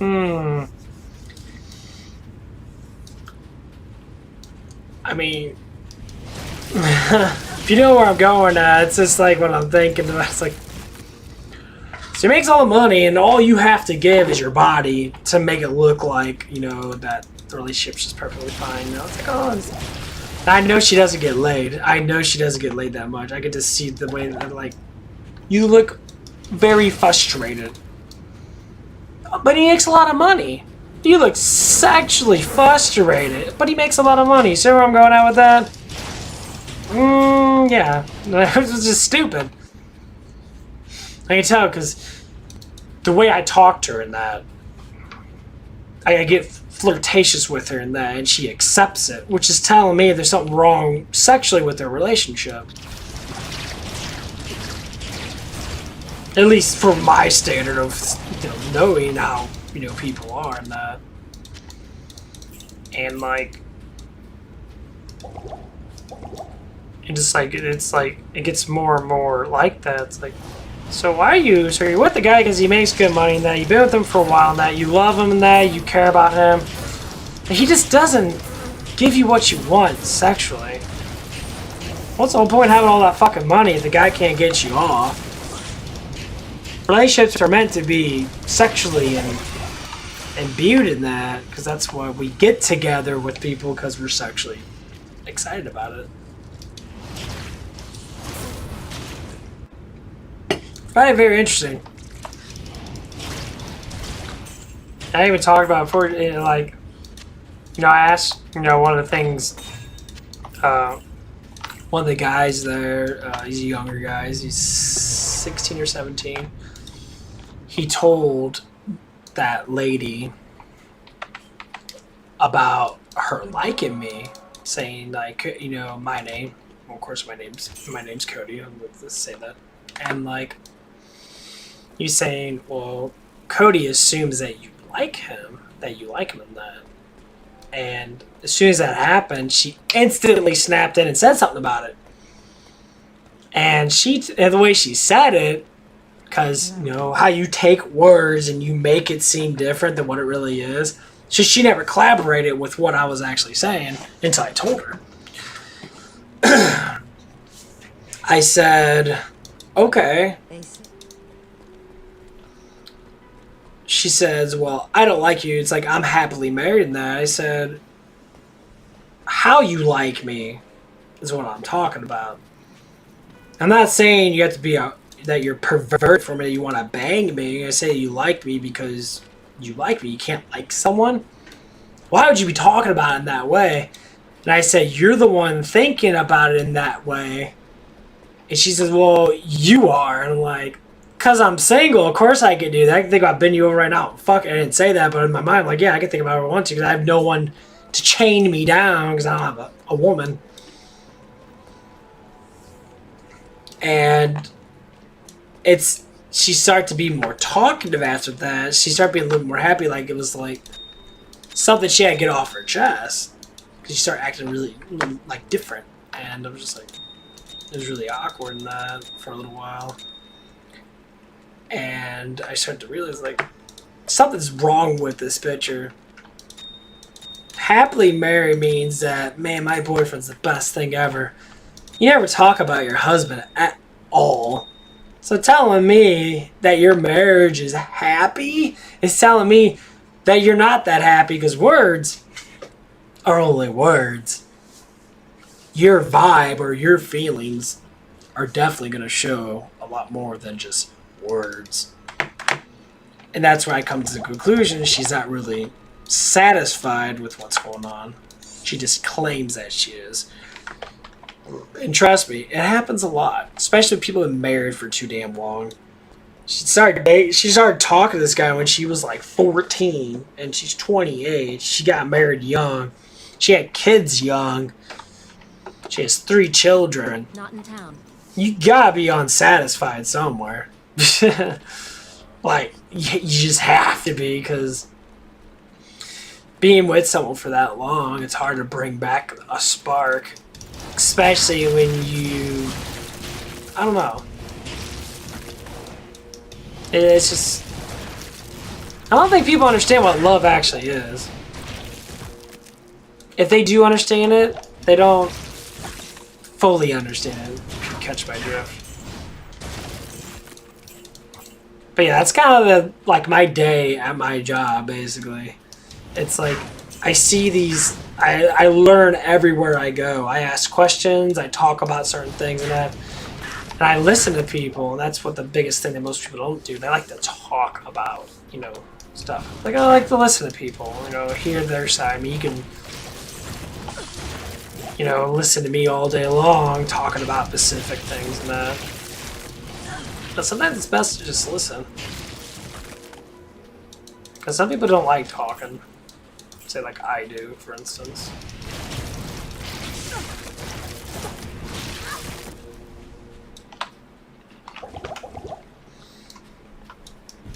But yeah, it's just how it is, I guess. It's who I am, it's who I'm meant to be, so I guess I have to just keep going with it.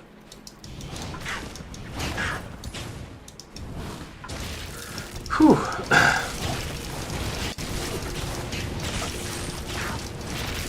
Almost up a level. So happy to get this next level though. Get to equip a really good weapon. Got anything specific that you guys want to talk about? Obviously I can talk about anything. There it goes. Kaboom! And a level up. Yes. Nice.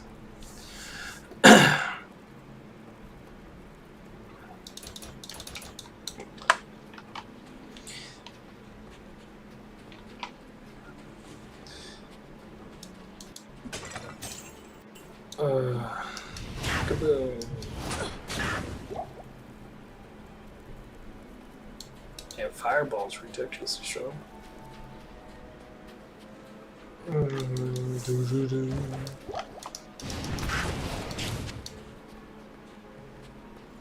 Well, yesterday I had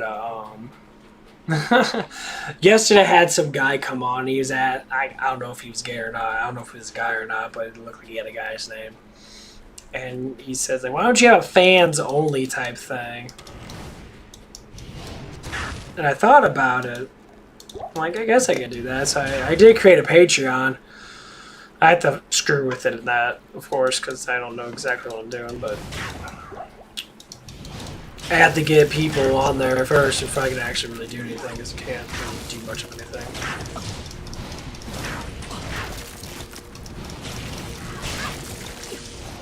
So I had to get people to give me money, I guess.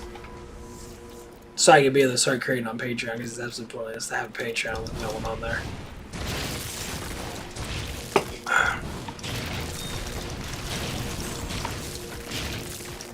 Kaboom! That shit's crazy damage. 240 damage. But I do have a PayPal account, and I want to see if the tips actually work, so that's one of the things I want to go through and test it out. I guess I could test it out myself, but I don't want to pay myself. It'd be kind of stupid.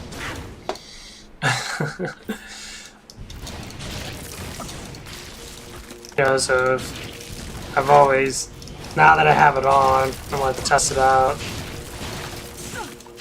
Now I'm not massively stingy or greedy when it comes down to money and that. So like $1 would be just as helpful as anything else. I don't know if it works because I haven't really, well, I just put it up yesterday. And just like anything else. I still really like talking about that stuff. It's not that it feels just awkward, be like, hey, you know, give me your money kind of thing. I don't know. Just taking money from people is just, or talking about it just feels a little weird, because some people are very forceful with it. Really forceful with it, and it's like, I can't be like that, you know. It would hurt me to be like, well, okay, I'll give you money because you're emotionally fucking with me to give you it. I'm like, yes, give me more. Yeah.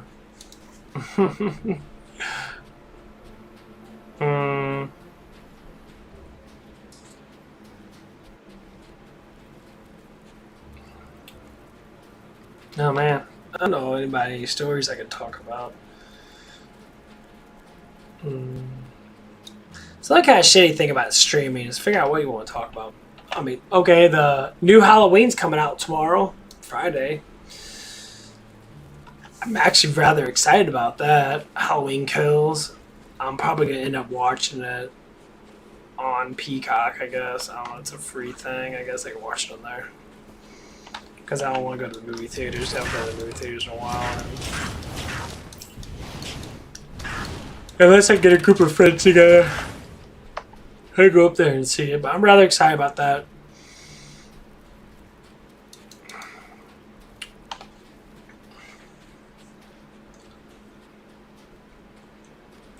It looks really good. I think they did a really good job with the remake of it, pretty much. Or pretty much the actual Halloween too. I do like how they're trying to finish it off. Like horror movies back then, they never want to finish off the killers and that. They always want to prolong them so they can keep the money flowing.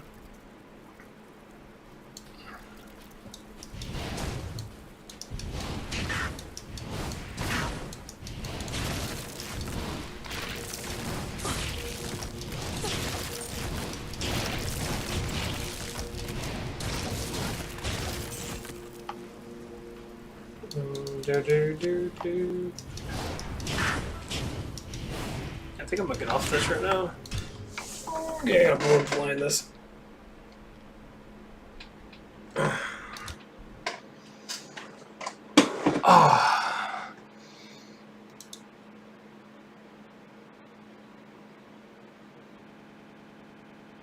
I'm going on the big cam. There it goes. Big cam! Oh, I don't know what to talk about. Turn off my headset. Oh man. Well then.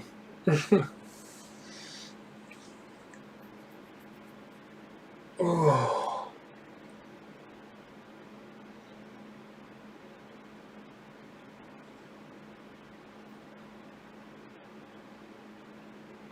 Sound like I really had many problems. I had problems. I just know how to deal with them, I guess, because I've been through, quite a bit of things. Like, everyone has lots of problems. But you make the problem smaller, and eventually that problem becomes so small that it doesn't really affect you. It's like the way you could put it is, say, when someone dies, anything dies that you're emotionally attached to, the problem is someone died. You know how your feelings go through that, they're heavy up front, and they stay like that for a while, and eventually they subside because that's just how our brains work. Our brains can't get stressed out too much or we'll fucking die.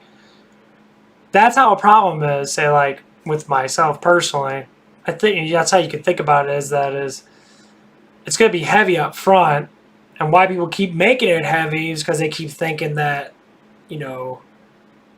how they can blame it on someone else, which people do all the time. When you're a kid, and that, act of discipline comes with, telling yourself you did something wrong. Kids do it all the time, more or less adults do it too. But when it comes down to it, we have to accept the problems that we have. So, like, if something happens and you're saying, your doctor says, which the easiest thing to talk about, your doctor says, hey, you need to lose weight because you're overweight, it can lead to problems in your later on in life. But it's a personal problem. It's your problem. And what most people tend to do is they like to blame it on everything else. It's like, well, my life's stressful, so I eat more. But that eating problem's causing you to keep your weight on. Like, I'm big into fitness. I'm a pretty large guy in that. I'm dropping weight in that. I'm starting to understand what it is. It's the little things. Dietarians and fitness trainers want you to dramatically change. There goes my fucking stream. Of course. disconnects me from my stream. What a piece of shit. That is really fucking annoying. Oh, it's the first time I did it. Oh, man. Well, I guess it must just disconnected me. Oh, well. But that's how you have to look at it. Like, it's very serious. Because it should mean a lot to you as a person to sit there and say, yeah, I do that, you know. Not saying like you drop milk and you're like, or you break something. Accidents do happen. But when it's a personal thing that could hurt someone, especially emotionally, so to speak, which is pretty much what it does anyway. You hurt someone, you hurt their emotions. You probably say, maybe I shouldn't do that to that person. Maybe I should understand that person. Maybe I should listen to that person. Maybe I should see that person from their perspective. Best way to learn someone, look through their own eyes. Is it hard to do? Well, yeah, you can't necessarily do it. But there's ways of trying to communicate in that way to see, well, how do you see me through your eyes? That's how you know yourself. Because when someone sees it from their perspective, they might see something you don't even know. Because you haven't found it out yet, or maybe because you're hiding it. People hide a lot of stuff, especially problems that they might not think that are right, or they, you know, whatever it might be. That's why the structure of life has to be balanced. Balance is everything. 100% balance. So you're going to teeter-totter back and forth in between, you know, certain problems that you might have. So, like, for instance, my problem is, you know, there's certain things I'm afraid of. And a lot of stuff is because I don't see the point of doing it. This is what I mean. I used to be afraid of talking to women. It's very easy for me now. Why? Because I balance it out. I look at it, okay. I talk to a woman like I talk to a man. I talk to them as a friend. I get to know them that, and then I start to be slightly more sexually closer to them. So I start to flirt a little bit more because you kind of do it automatically. Instincts kick in, you start to do it. So then that's how I learned how to. I used to be scared. Now I'm not scared. You know, I don't sit there and pop boners anymore. I sit there and I want them to be more interactive with me. More or less want them to make the move on me instead of me making a move on them. Because a lot of guys do that shit. This one guy at my job, his name's John. He has a girlfriend with like 3 kids. People have so many kids, and like, you can tell that they're not happy. And there's this one girl that came in. She evidently has a boyfriend too. Her name's Mackenzie. He's glued to her because he likes the way she looks. She has like that. I mean, she's very attractive looking. She has that kind of body that is, you know, that I enjoy myself. But the way he approaches the way I approach are 2 different things. Now, obviously, he approaches it like, I'm going to get close to her and do everything for her. And I'm like, dude, that's not what she likes. Because obviously it's not working because she stares at me and not notice you. So you're trying to gain her affection by doing all this crap, but she's not even wanting you at all, not even want to get close to you. And you could say, well, you say that about a lot of women. Because the way I act towards them. I be myself. I speak the truth about who I am. And I talk to them about what they like to do and what the truth is about them. I talked to her. One day I came in early for work and that, and she was outside in her car. And I had a conversation with her. I got to know her and that and all the stuff and that. And she said she had an ex-boyfriend. She never said she had a boyfriend towards me. You know, I found out that she did, but like she never told me herself. So it's not like that this boyfriend was someone that she just started to go out with. And so she started talking about herself. She's an artist. She likes to paint. She likes to do stuff like that. And practice makes perfect. You interact with that. That's their life. Being artistic is very imaginary. So everything has imagination. I have imagination. I play video games, you know, just like anybody else. You know, we have imagination with stuff and that. And drawing could be one of them. You know, I can't draw worth shit, but my imagination take over. I'll draw something. I'll put a feeling to it, and it makes it slightly better than a stick drawing. You know, that's all I can do. And so as we talked in that, you know, I didn't try to hit on her. I didn't ask her for her number. I didn't try to do anything like that. I just talked to her. And then find out that she started to be more attracted to me because I looked at her as a person, not as something I want to have sex with. Right there tells you how it is. So yes, attraction is about, I guess, the way you look at someone. But obviously it's about how you talk to that. It's how you approach that person. And, you know, guys want to be sweet and romantic towards a woman and that, but up front, you can't do that because that's not how it works. You could do that, but then you have to maintain that. If you're not that kind of person, guess what? You can't maintain that, can you? It's hard to maintain it. That's where you get what you call a fronter. Someone that fronts all these emotions. They're like, I'm the perfect man. And then like a week of dating them, they start to change on you slowly and they stop being that perfect man. So just be upfront. What the fuck? Why you gotta be scared? Who plays games anymore? Who says, oh, this is the way you have to treat... No, that's stupid. If you be yourself, people attract to who you are. If you're not being yourself and you're being fake and you're being like everybody's best friend, who's going to attract you? Exactly. You think everyone will, but it's not how it works. That's how I learned to love myself, is to see, okay, if I am who I am and people like it, then just stay who I am. Why should I have to change for anybody? That sounds a tad bit annoying, don't you think? To be like, oh, I gotta change for this person. Oh, because this woman likes this, I have to change for that. No, that's their own personal stuff to do. They enjoy you for you, not because of you enjoying being like them. That's... Oh, excuse me. I find that another thing that I see. And it's just so annoying. And we all see it. Like, you can watch people and see how people react. It's quite hilarious. Learning's quite fun when you can, like, that guy's a fucking idiot. Like, why would that girl be like that guy, you know? Like, he is attractive, but you can just tell that she's just not interactive.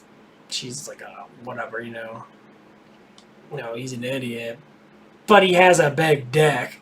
One quality fits all, I guess? No. That silly thing is so ridiculous. As a straight man, you know, I talk to women about penis sizes.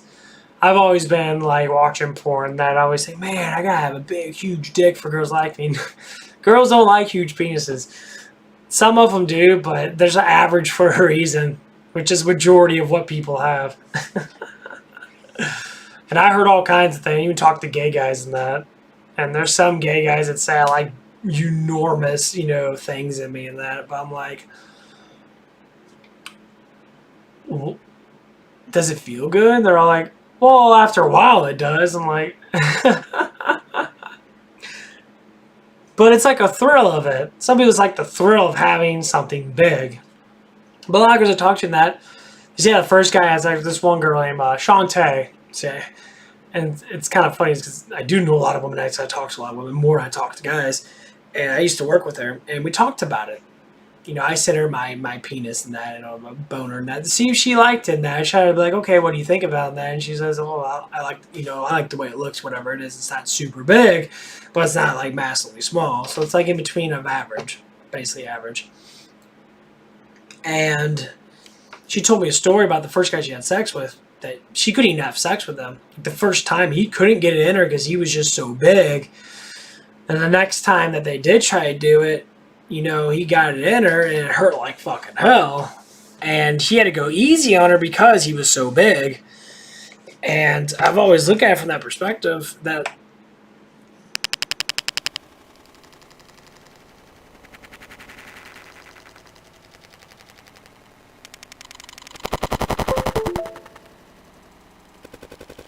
always does after a couple hours of streaming. It does it quite a bit off and on during long streams. So I have to reset it a couple.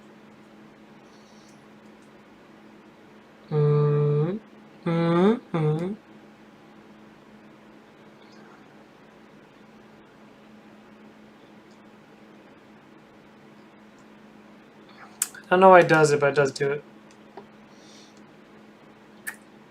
There it goes. Okay.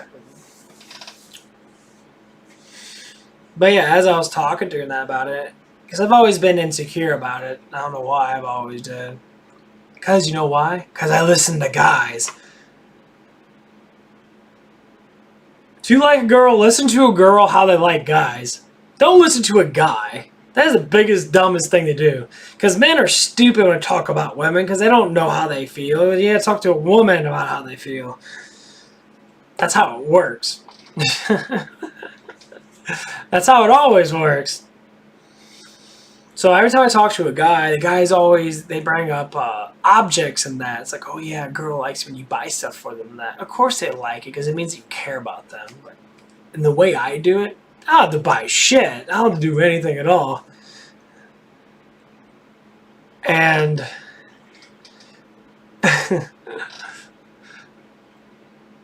hello? A new person. Love it.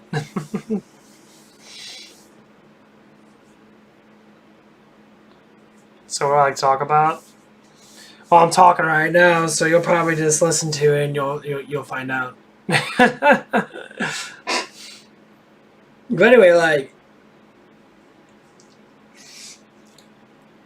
for some reason, men always like to talk about certain things about women that are just obvious. When you buy something, they feel good. When I look at it from my perspective, especially how I am, I said a little bit of attention is like smiling at them or, doing something very small, like bumping into them or doing something like that. Because I tried it out with one of the girls at my my other job that I worked at. And, like, it worked. A little bit of tension. I didn't have to do anything. Honestly, I'd go up next to her and I would smile at her. I would bump to her, giving small amount of affection. I didn't buy her nothing. And she appreciated that. But the boyfriend that she did have was trying to buy her stuff, trying to be like the man that he isn't. He's like, oh, I'm going to get all big and ripped. You're going to love me because I'm going to get all sexy and that. I'm like... But she didn't care because she told me, she's like, you talk about stuff, but I don't care about that. I make my own fucking money. So, I mean... And I said, well, it's nice to have more money than that because that's you living together.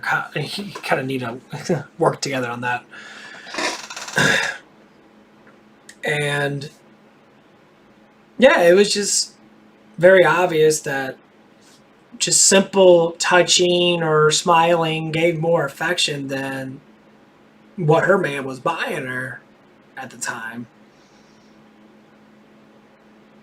And it was very interesting. That was an experiment.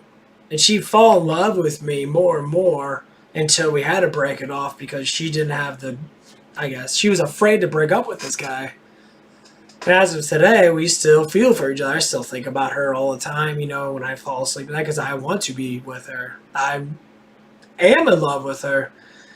But she didn't make a decision to leave this person because of whatever securities that she had with him. Basically didn't tell him that she cheated on him. With me multiple times. It was ridiculous. Not sex, but like, other things that we did. And I found that very interesting. You're asking, does size matter? I say, intercourse is not the only thing that satisfies a woman.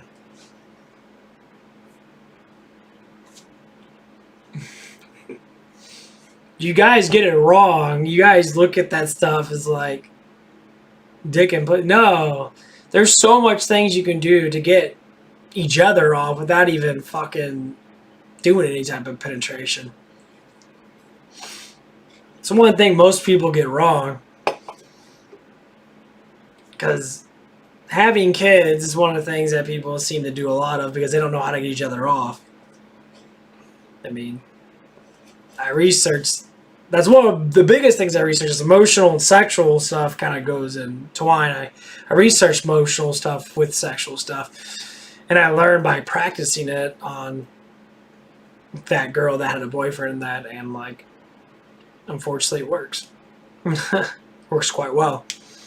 It's the idea of being pleasured. Because you could practice, like, say, like when you masturbate with yourself, you know how you feel. You know how to, jack off or play with yourself and that. But the other person might not, for instance. So it's like a practice with it.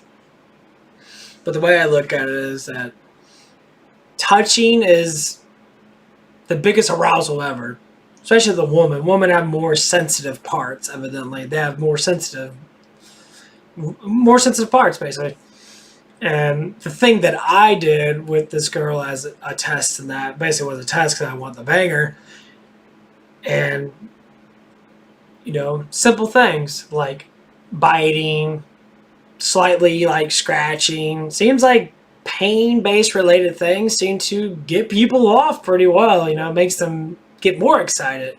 I mean, of course, you're not talking about, a Britney Spears that likes to get her face beat in while she's getting sexed, or like Rihanna, which she's just fucked up in the head, but, whatever, it's what they want to do. Them little things work. Biting, especially the neck. For some reason, the neck is a very sexual spot for a woman, for a female-based person, I guess to say. A woman or a man, female, whatever, whatever it might be. At least that's from my experience. And I tried it out on multiple girls, so it's just like that thing, that gets them turned on massively a lot. And it's the idea. It's all about that idea. So, toys, for instance. Toys are great. Toys are fantastic. I mean, they work really well. So if you don't want to have kids and that, do toys. Experiment. Do different things. You'd be surprised what you like. Watch porn while you go to it too, because it gets you aroused and you have the more sexual themes that are around you, especially when you're having sex, gets you more aroused, gets you off easier.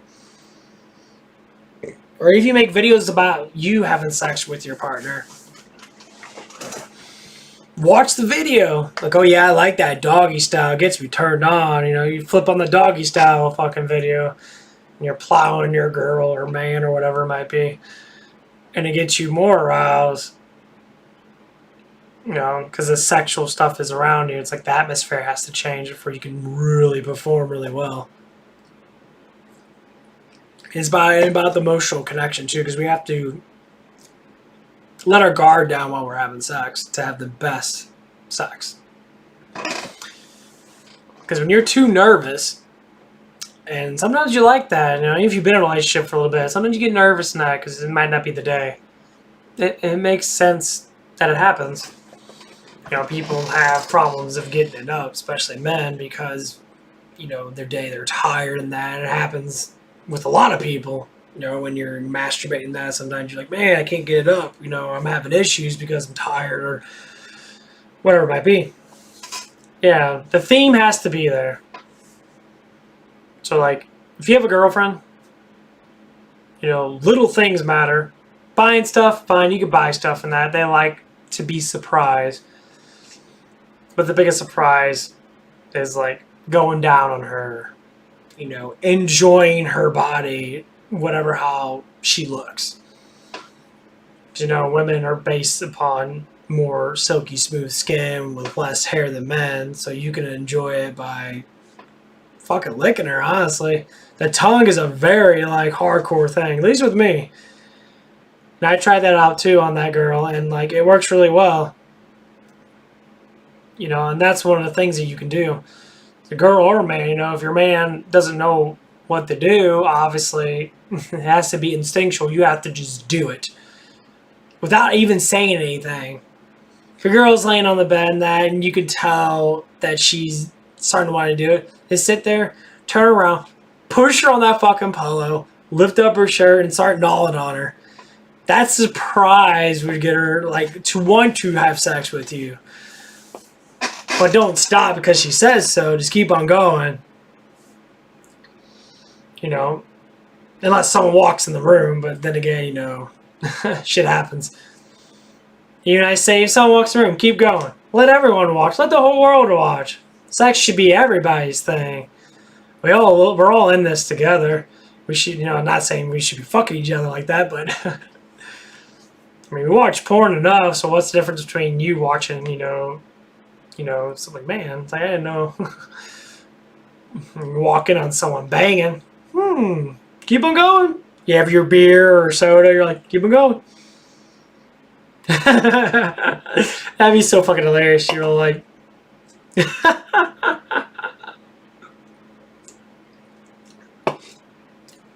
person that watch you like, why are you sitting there keep watching? Like, I mean, what are you afraid of? That you can't get it off? Oh, I find that massively hilarious. Just to visualize that. Like you walk into like, say like you're older, you have a son, and then you walk into your son banging his girlfriend. Your son like trying to like prep and teach him. I know it probably would never go down like that because your nerves would go crazy.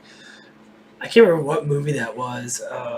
There was a movie based upon that where the dad was watching the son have sex with the girl and that, like trying to teach him how to do it and that.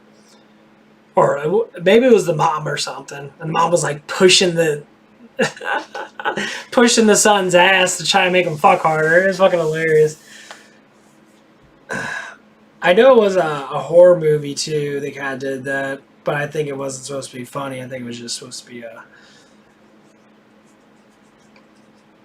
cult type thing. Oh, what movie was that? Well, anyway, yeah. There's all kinds of things you can learn. Can't be scared to talk about it.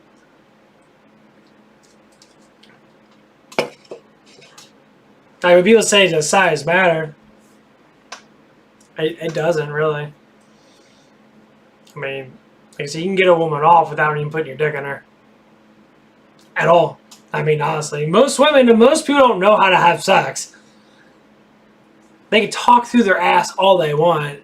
Guys, oh yeah, I've sex with all these girls. No, you haven't. You jack off like everybody else does. Oh, I don't jack off, I have sex. No, you don't. You jack off like...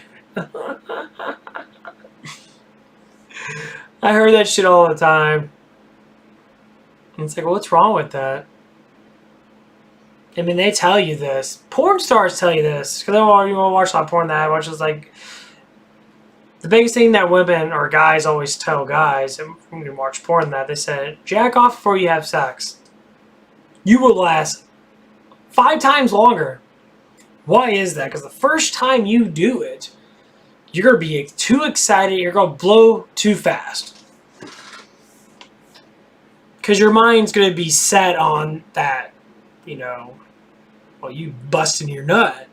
But if you jack off before you have sex, you could still be hard and not get off as much. And the girl will get off even more because you're going to town and you're not holding back. Because it's a build-up. Your brain builds it up. You build it up and then you want to release it as fast as possible.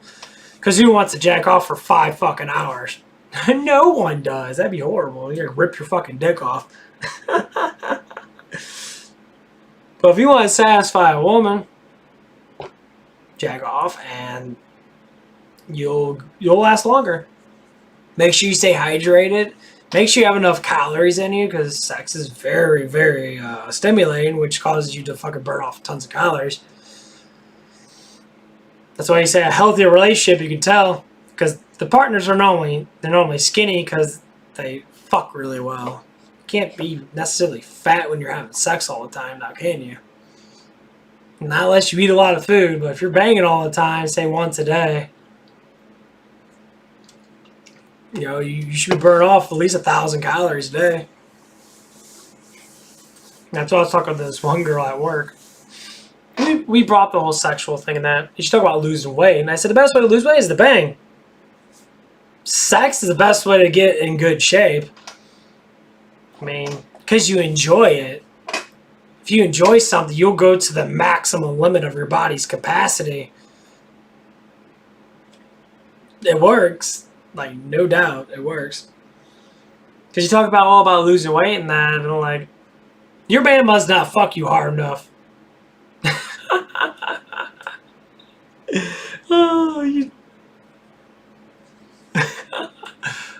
know, he must not give you what you want because you shouldn't be fat when you're in a relationship, constantly having sex, especially if it's a first relationship. You just start to go out. You should be fucking all the damn time. Every time you see him, you fuck him. Every time you know, over your fucking girlfriend's house, you fuck him. You know, over your girlfriend's mom's house, you fuck him. You should be doing it all the time because it's absolutely pointless to be with someone just to say, oh, I got someone next to me. Mm-mm. Just like if there's a girl next to me right now. Other than that, it's YouTube that I probably get banned from it, you know, be plowing her in the background. How much fucking people would probably be excited about it because you guys are a bunch of perverts half the time, but who's not a pervert nowadays? Shit, there's so much pervert. It's ridiculous. I wouldn't be ashamed of it. I mean, would she? I'd be like, oh, the camera's not on, baby. That's just the light. It's okay. That's just the light. Oh, God. But yeah, if you don't know anything, especially about sexual orientation, I would definitely tell you everything I know. But everything else is based upon your experience. Like, everything is always going to be different based upon everybody else.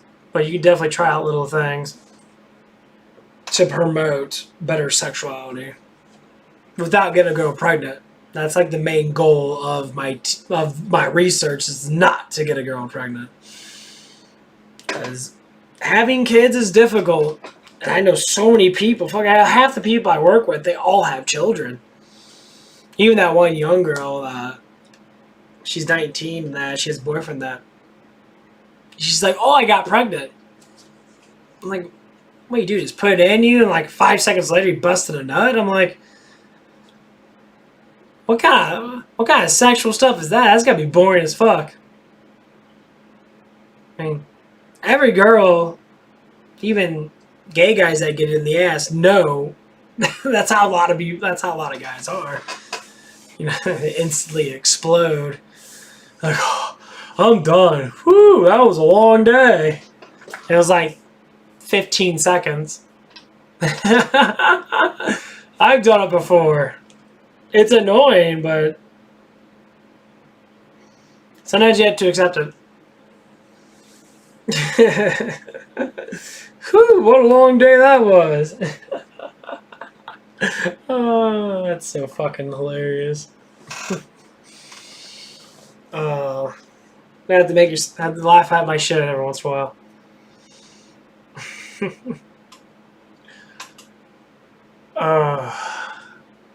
Well, the new Halloween's coming out. Oh, I guess I'll go on Peacock. Peacock.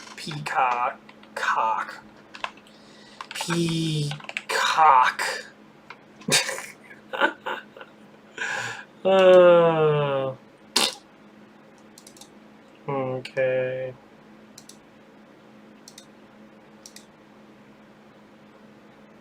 Sign up for Peacock. Premium Peacock. Yeah, whatever. Password. What's that do with damn password bullshit? Password. Probably end up forgetting my password anyway. Because I really want to see the new Halloween. Okay. Oh, excuse me.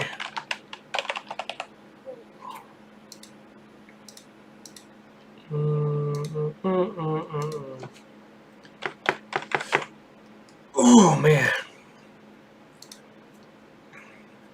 Anything Pacific you guys want to talk about, obviously. I don't mind it. As long as it's not too bad. Pretty much told you what everyone's always wanting to talk about anyway. Who doesn't want to talk about sex?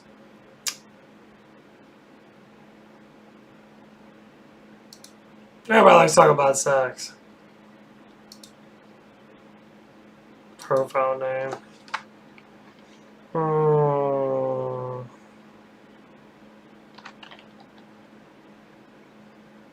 Let's put it. Okay.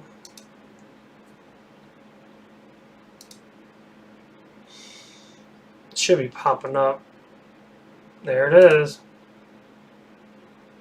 October 15th. Watch now.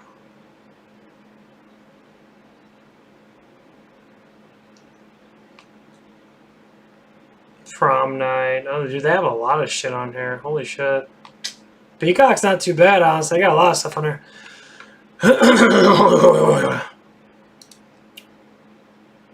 Peacock.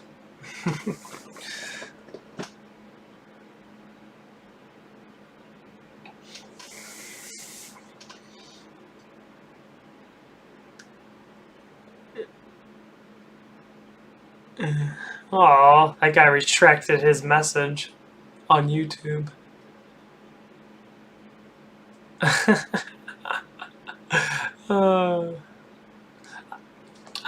First time I ever streamed that. There's some perverted motherfuckers on here. I think it's quite hilarious. Anyway, this one guy like gave me his number and that, and evidently he was gay. But so I'm like, why are you giving me your number out? You don't even know me. You don't give out your number that fast.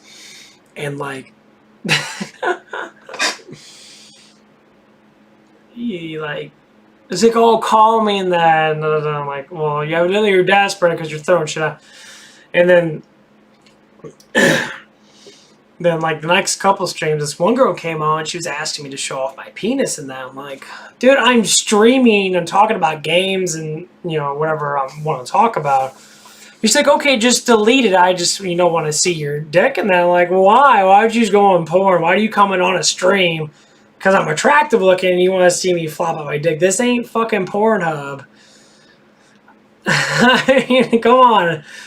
And I was like, holy shit, what is with these people?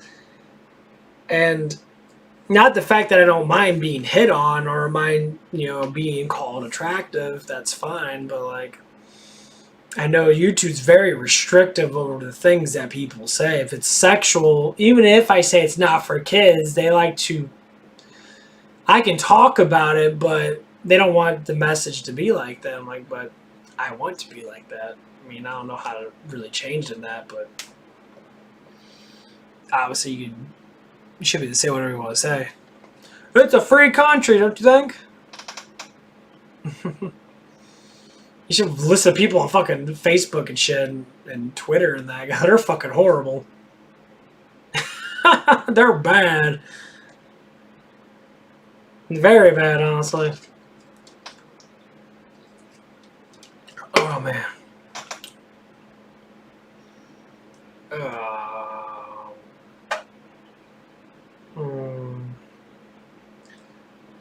Well, I'm happy someone else subscribed today. That's very nice of you. Okay, well, I'm going to look through some Peacock video stuff and give you something else to do. I'm kind of bored just talking. I have nothing else to talk about, honestly. Let's go to the Peacock. Bunch of dicks.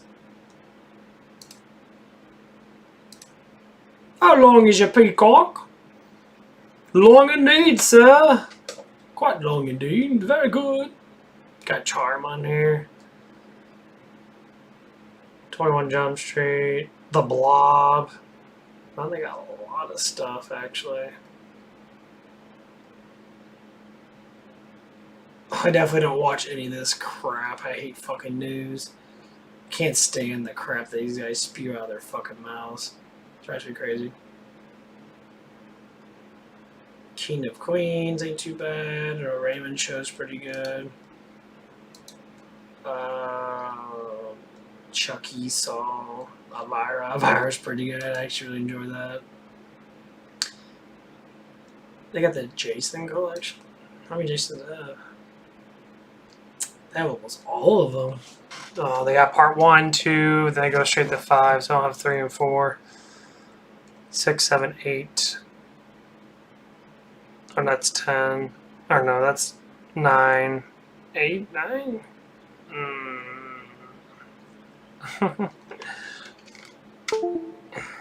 Well, I guess since we're looking at movies, who wants to talk about movies then? Give you something else to look at. Falling in Love. Family Friendly Fright. The Mask is actually very, very cruel. Gremlins 1 and 2. Wrestling.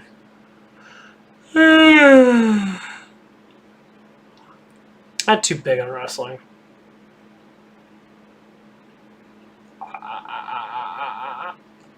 Do do do do do do do do do do. I like Charms. I think Charms is a really good. Charms, Buffy the Vampire Slayer. Especially Buffy. Buffy's very dark kind of thing.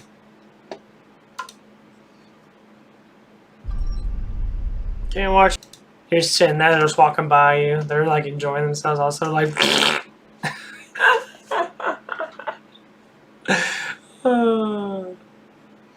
So much fun. That's good enough.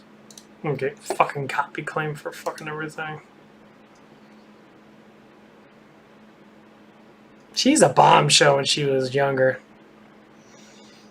Definitely a very attractive woman. Says she on what movie was that? Trading Places with Eddie Murphy and the guy from Ghostbusters. You get to see her boobs and that, and she's a very beautiful woman. Die Hard, John Wick.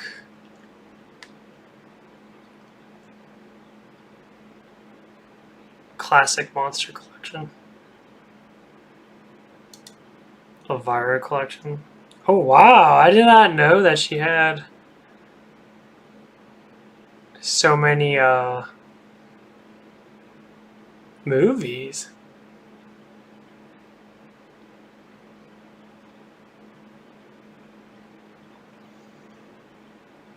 Nah, I did not even know that.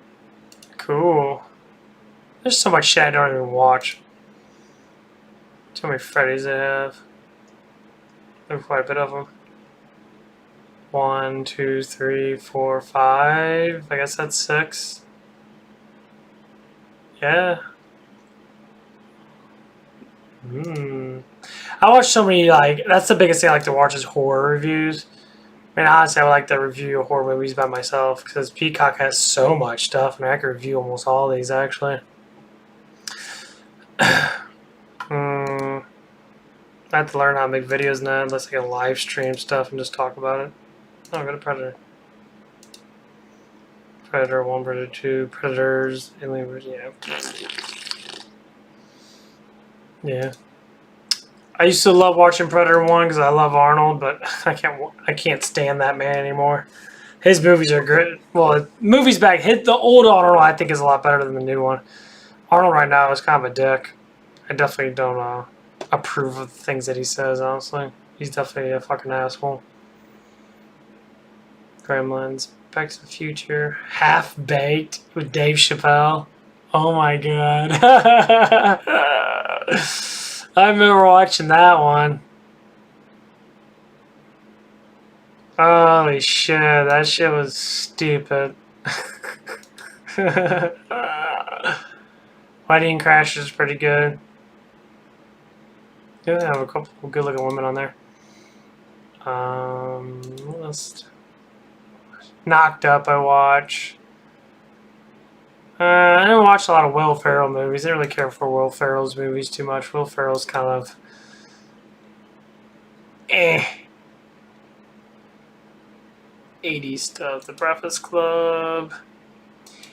80s were weird because everything in the 80s was just like horror, Conan the Barbarian, a whole bunch of dark stuff, a whole bunch of really fucked up shit.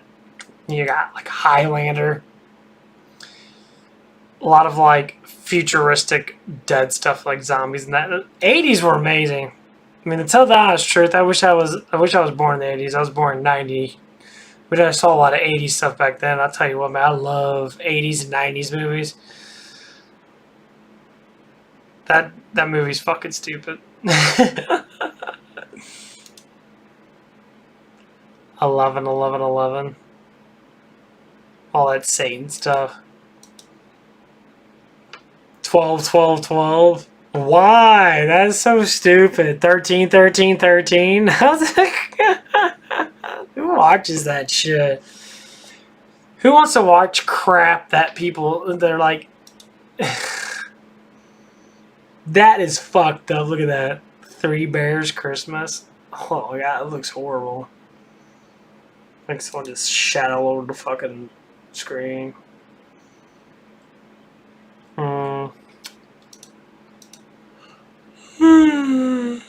Yellowstone. Let's see. No, don't watch that shit. The Office. People say The Office is really good. I just don't watch it. House is not too bad. Midnight Texas. That looks like a bunch of people fucking together. The Purge. Purge is fucking stupid. George Lopez is pretty good. Kitchen Nightmare is really good.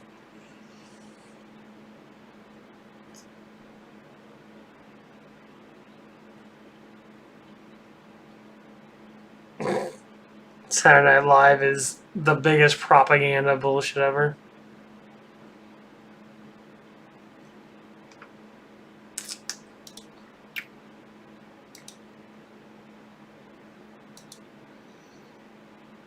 They have a good horror collection in here, though. Yeah, I don't care about The Rock. Fuck The Rock. I can't say he's a bad person, but he's definitely controlled.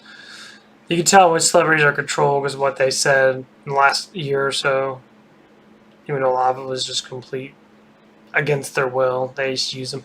That's a bad thing about being a celebrity when you're when you sign a contract to their little league of whatever the fuck it is. Yeah. Weird Al show.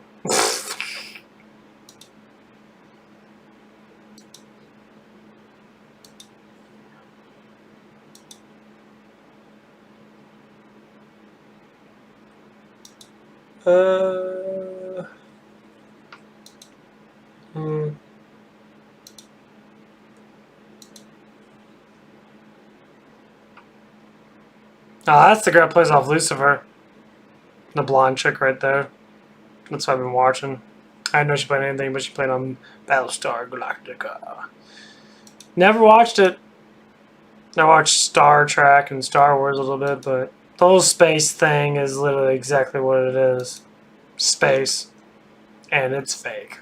It's fucking fake as fuck.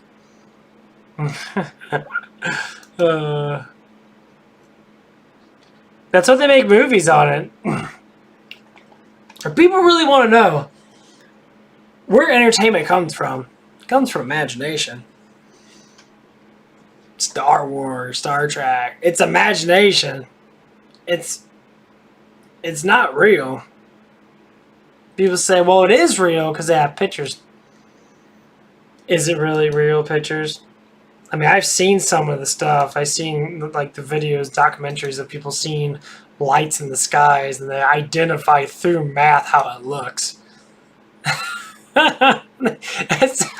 Mathematically, you're not gonna. How? I mean, you can't. It wouldn't make any sense. How do you know exactly what something looks like? It's just a pre-rendered thing of what they assume that it looks like. You can't really tell what something looks like when you can't actually see it. It's so funny. He's a big space person. But it's all made up. Like, they don't even know. Like, when people talk about black holes and that, they don't even know. They literally make this shit up on the spot. They're like, well, I used to listen to documentaries, fucking hundreds of hours worth of documentaries on that stuff. And, like, it doesn't make any sense anymore. Because I still don't know. It's all theories.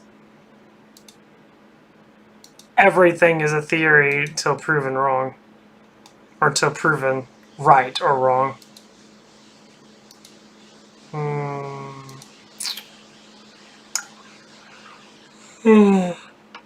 Look at all the old one. Dracula, Mummy. Wow.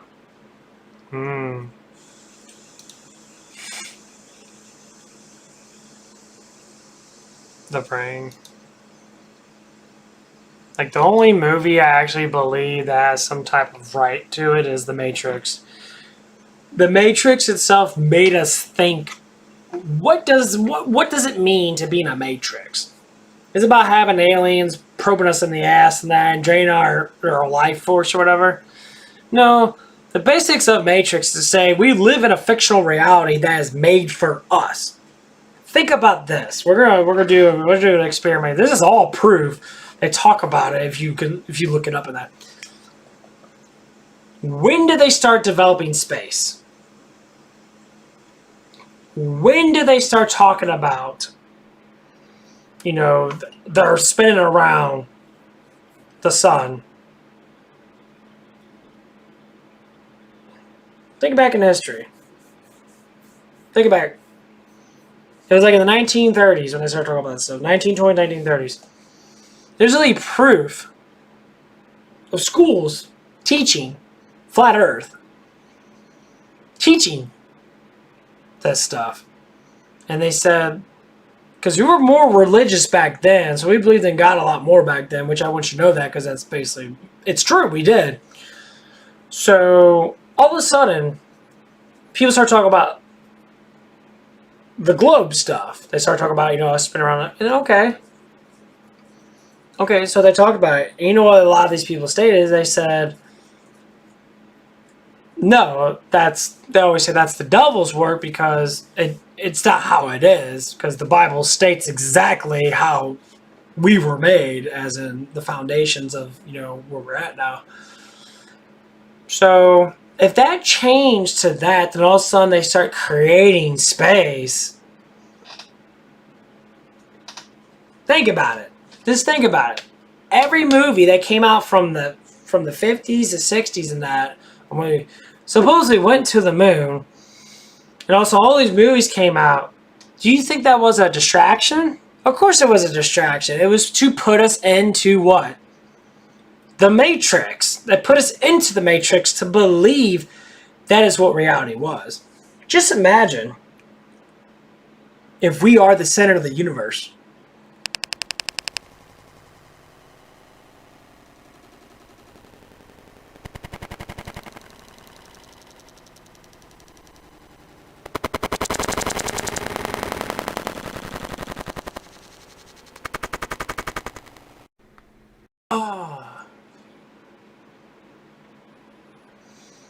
There it goes. Okay. Need something else to look at other than me. But yeah, just imagine, like when you watch movies and that, the certain directors, certain writers put this stuff in there for us to notice that something's going on. Like, for instance, The Truman Show. One with Jim Carrey. I've never seen it, but I've seen clips of it. And they literally explain the foundations of flat Earth. They explained it in very detail, actually. When he was doing that set thing, he was on the fake ocean front or whatever. He was going through the ocean and he hit a wall. They've been telling us this for a long time now. They put it in plain sight. I know it's hard to believe, but just imagine the elite 1% people that own everything to keep us tame is to put us in a matrix. No, is it just, you believe what you want to believe, but that's how I see it because I see how they see it and it's beautiful. They see what is actually there. Because if you don't know where you're at and where you live at, how can you be anything at all when you're lost? That's why people are lost. We don't know what direction to go because we see all this stuff, and then we try to go that direction, and we find out that it's false, and we're like, man, that's a lie. And then your professor like, yeah, it's not based upon actual evidence. It's more like a theory. And then it destroys you, so all the time you wasted to learn something, it all ended up being fake. Exactly. That's how I became more positive. That I started seeing the world for what it is, not for what it's not. Oh, a meteor's gonna crash into us. No proof of this stuff. Honestly, there's no proof at all. I watched the documentaries. I watched the scientists plugging up these big old craters and that. And they said we don't find nothing. And then people say, oh, we find this rock. It's a meteorite. How do you know it's a meteorite? Well, the compositions of it's iron. It's an iron rock. Someone could have threw it up. Someone could have threw it out of a plane and just landed and made a. That shit happens. It's like I was listening to the radio and this. I was listening to the show and they said a meteorite came down, hit Arizona, the rock flew out, went through a woman's house, landed on her bed, and did not kill her at all. It just laid on her bed. How can you believe that? It'd blow up the house. The whole house would be disintegrated. She'd be dead.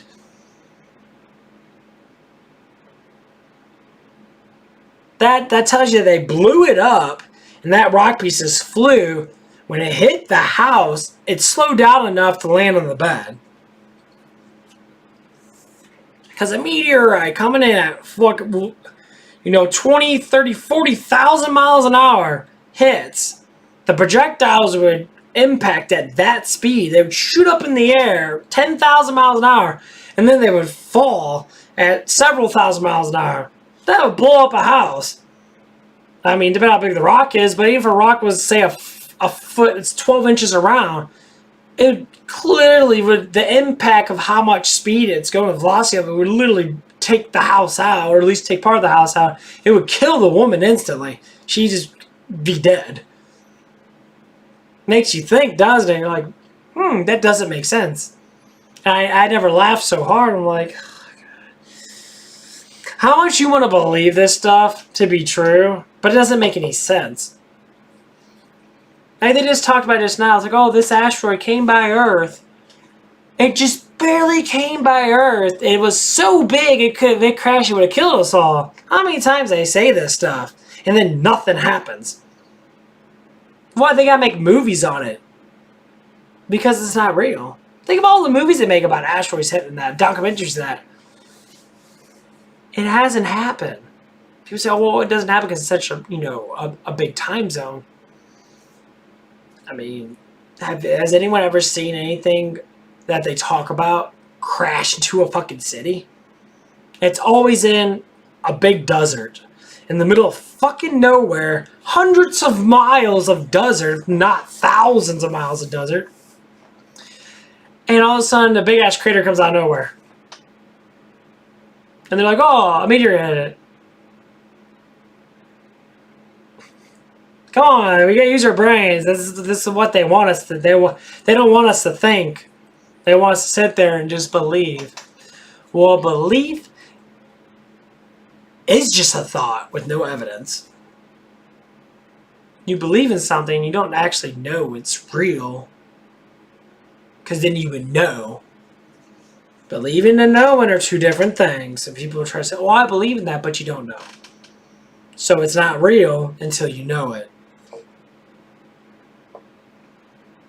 This stuff's all over the place, and I find it quite hilarious. I never laughed so hard, because you see it all the time. Just listen to people talking that, the radios or whatever it is. It's quite hilarious. I definitely like talking about it because it makes me laugh. I'm like, dude, it doesn't make sense. You want to believe that stuff. Space travel. Outer space. These are one of the things that I would say that flat earthers talk about. It's very interesting. People say, oh, flat earth's fake. Well, you know what? Just like anything else, everything's fucking fake. But would it be interesting? Outer space. What is outer of a space? Well, if we live in inner space, which is where we live at now, it's outer of that space. So what would be out? If we're using like flat earth stuff and that, what would be out of the dome would be outer space. Well, what's outside the dome, we don't know. Would it make sense if we did know? Well, no, because we can't explore because of the treaties and stuff that are happening. You look up the treaties. The treaties are everywhere. They're 1959, 1962 or 3. There's treaties saying we can't do certain things. We can't go past the 90th parallel. Why would you say the 90th parallel?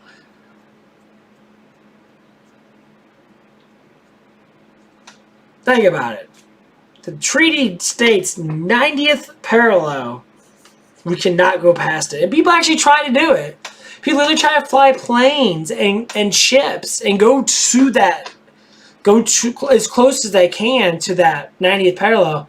Ships and Navy vessels that would come around and tell them to back off. I've seen them do it live. Makes you think, why do they do that? Does it make you excited? Like, I wonder why they do that.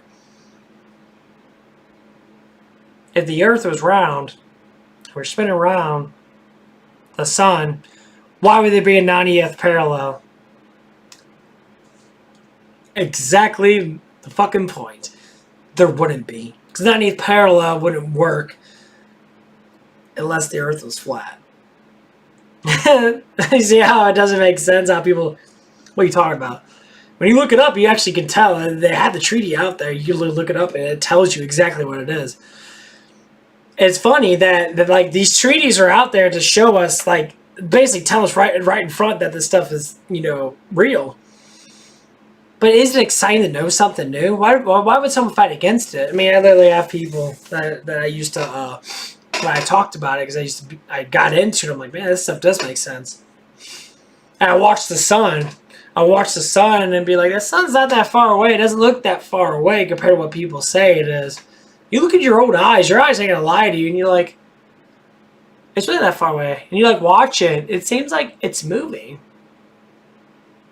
Oh, how can the sun be moving when we're supposed to be moving? Well, they tell us that you're moving, but you're not. It's an illusion. Oh yeah. But when you see with your own eyes, is it exciting to know something new? Yeah. This is the biggest breakthrough for the last 100 years. They lie. If someone lies to you so much, and then all of a sudden that lie breaks, and that wall starts to crumble down, you start seeing what's really there. Wouldn't you want to walk towards the truth? Same thing with yourself. Do you want to walk towards your own truth? If you don't know where you're at, how the hell are you going to know who you are? That's what changed my mind. I live in a beautiful plains of existence. There's our planet, I can't say planet, our world recycles itself. We live in a big recyclable planes of existence. We're all beautiful people. We all have things to show to make life better for each other. So schooling, colleges, why do you think they keep pushing it? When you were in high school, they were like, go to college, learn that stuff, and the stuff you learn you don't even use. Raise your hand when people went to college or in high school and half the shit they don't even use. If not 90% of the stuff they don't use. And a lot of the history they talk about is false because it's not even actual history. It's what they can put into the victor, as in people, the victory of the wars of history, are always told by the victor. They're not told by the loser. So how do you get both perspectives if you only get one? Makes you think even more. Why is that? Ask the questions. There's people that actually go out there and like I talked to a German lady before, and I asked her about that stuff and that. And she admitted that, Hitler was, because her grandparents went through, and they said Hitler was great for the country. He got us out of poverty and that. But after a while now, he started to change, and he started to, I guess, basically go crazy, I guess. So not all conquerors or dictators are horrible people. They even said that in the documentary about it. He did. But the funny thing is, like, Russia, the United States, never went through something like that. Don't you find that kind of weird?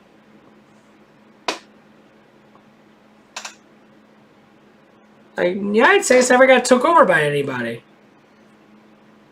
We never lost any wars besides Vietnam. But Vietnam wasn't even a fucking war. It was a slaughter mess.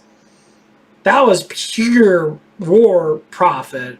At least the beginning of it wasn't, but when they stayed over there again, it definitely was pure just war profit. And people know about war profiteering because it happens all the time. They don't. These elite people do not care. They do not care about us.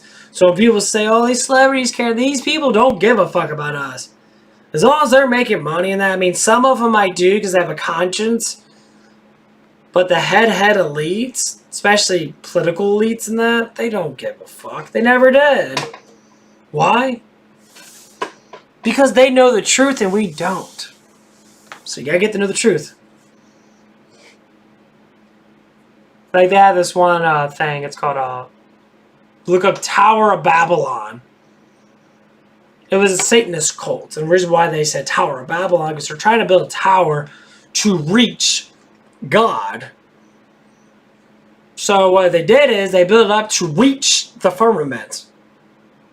To reach the dome. To crack the dome. Why would they build a tower if there was only space? And there was a universe. This is way, way, way back then in time. Because there is no space. There is no universe. People say, well, they were crazy. No, they weren't crazy. They knew the truth. Just imagine if we are the center of the universe.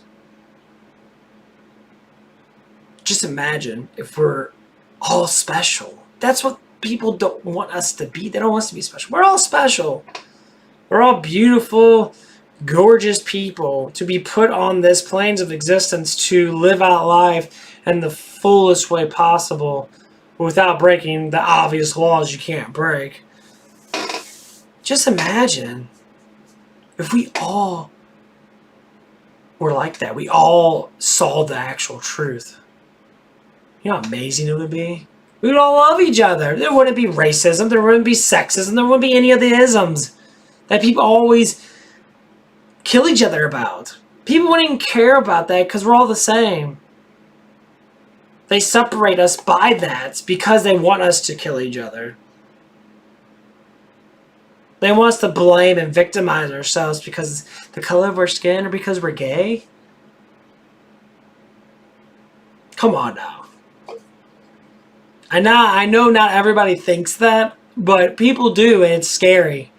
They get so emotional. They never think logical about things. They just blow up. People kill people over that stuff. It's silly. And then they end up dying too, or end up going to prison. Like, oh, I didn't mean to do it and that. It was just a spontaneous. That's because you're so emotionally inbound. Because you have to think before you do things. You cannot act on pure emotion. That's why we have brains. That's why we have big brains that can think. Because thinking is the most powerful thing that as humans got. Our brains, thinking, imaginary, going through these cycles and that. Emotions are just feelings. You can get over a feeling. If you don't think about that thing, it doesn't make you feel. When you think about it enough, the feeling basically just disappears or becomes mutual, that you just don't, the feelings don't feel as much. And love yourself. Love yourself. You are who you are. Everyone does it. Let me say at work and that people get upset in that because they're having a bunch of orders come in. Making all these, we're working at White Castle, making all these burgers now. The burgers are small. We have to make probably over 1,000 of them a day. When we get busy, I always say, keep on pushing. It's just another day at work. You should be happy, smiling. We should be, you know, working and having fun as much as we can. Some people can't do that because they don't love themselves. They hate themselves. Why would you hate yourself? Because I don't have this. So why don't you have that? You keep asking the why, and they end up making up all these excuses. I make up excuses. Everyone makes excuses. But eventually you're going to run out of excuses. And then you're going to start to have to tell the truth. Even just to yourself. Or make a stream. Talk about it on a stream. Yeah, I feel bad what I did to that person. Or I feel bad what I said. You know,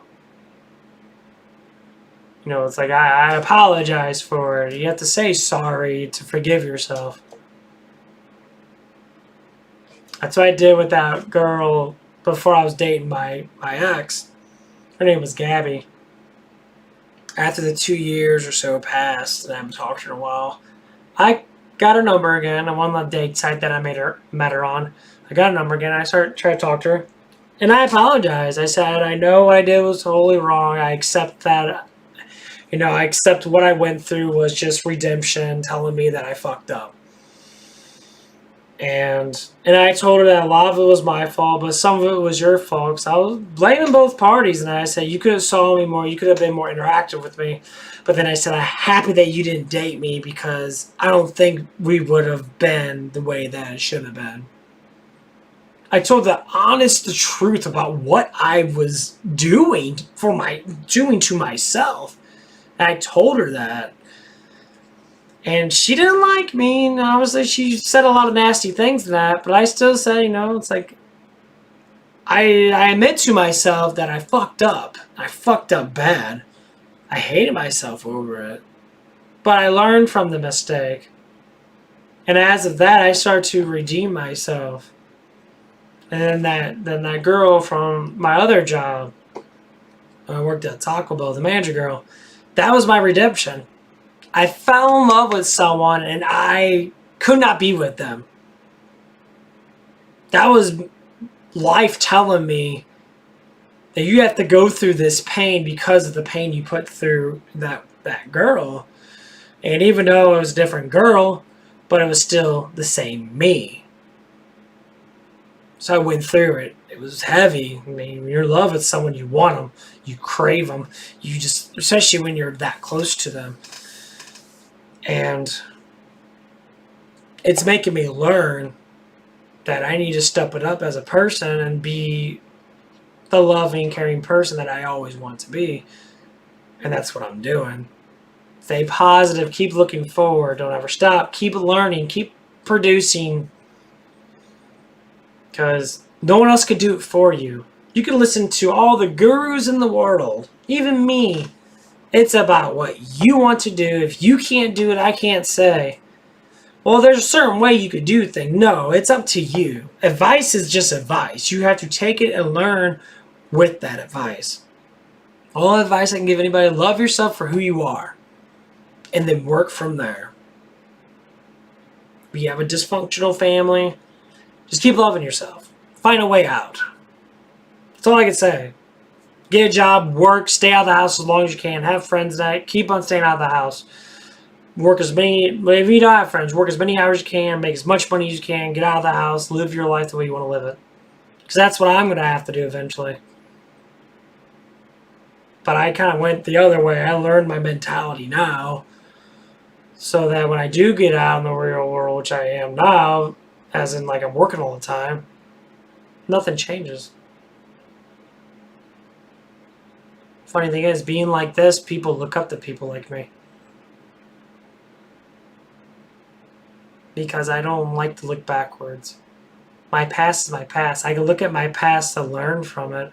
But once I learn from it, it's just another emotion that if I go back to it and think about my childhood,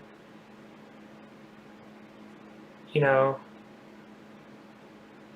it does make you sad when you think about the little things of the past and how it is now. You know, I'm thinking about it right now, you know, when I was a kid, now when I was 4 or 5 years old, 31, and the video games I played in that. I played a lot of video games, so my emotions were always based upon fantasy. Because my lifestyle wasn't the best. It wasn't bad, but I had episodes in that. And that really makes you think.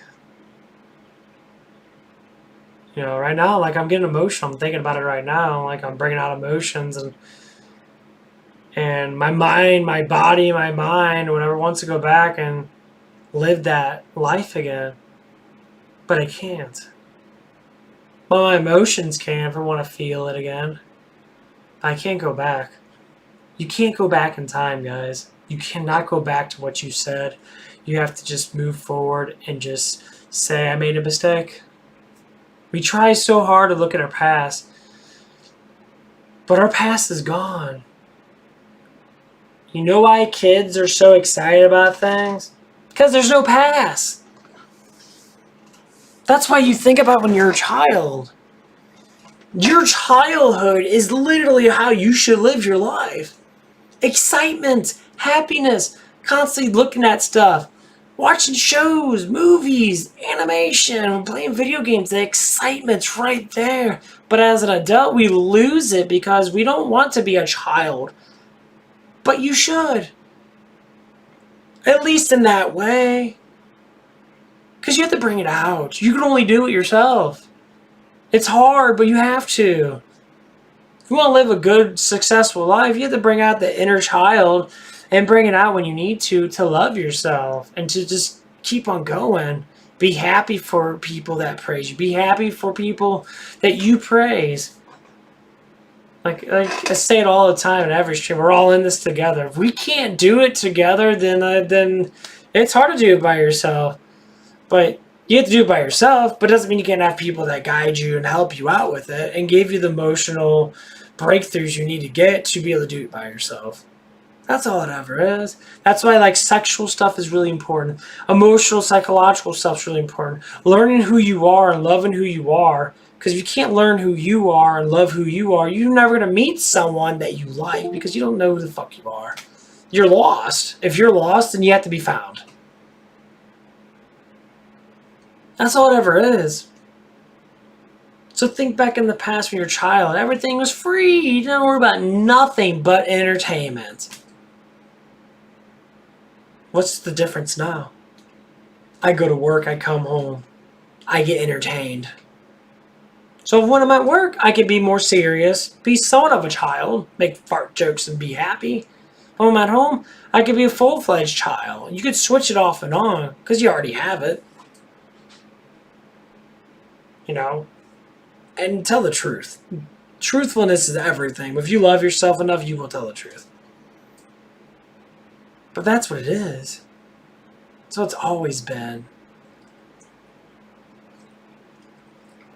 So if anyone's still on, think back about your childhood.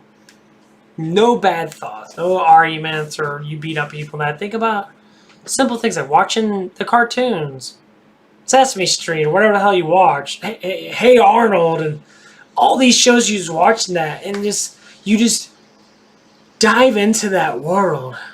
That's what we're missing. To dive into that world where nothing else matters. Some people do it, some people haven't. I lost it. I'm getting it back. I lost it a while back. I'm watching Lucifer now. I haven't seen Lucifer, but I dive into that show. I have to watch episode after episode. I'm glued to it. I don't worry about anything else. Just try not to, but watch that. It's just like me streaming and talking. I'm only caring about what I'm saying and what my audience wants me to talk about, which is I'm just rambling, but who doesn't like a ramble? But But that's just the basics of it. It's amazing how our brains work. It's amazing how we can go back and love ourselves again.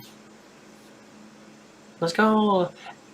People always look at me and judge me in that. It doesn't matter what people think. Because most people don't give a shit. And if some people do give a shit and you push away from it, that's you doing it.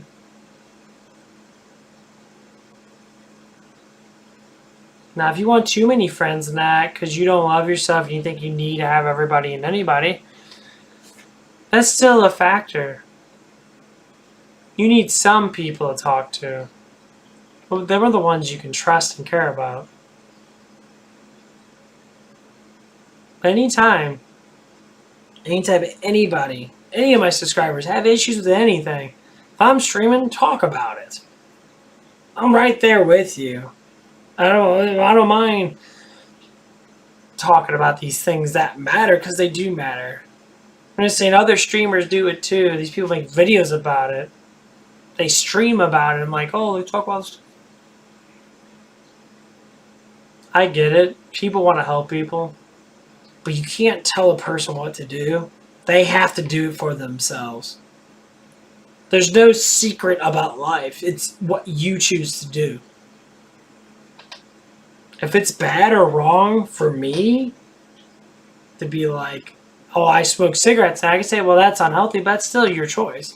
It's your choice to figure out that it's unhealthy. It's your choice to figure out to not be fat. It's your choice to figure out to not be too skinny.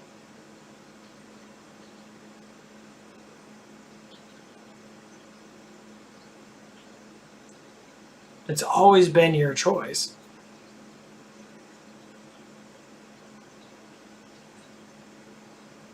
That's what it is.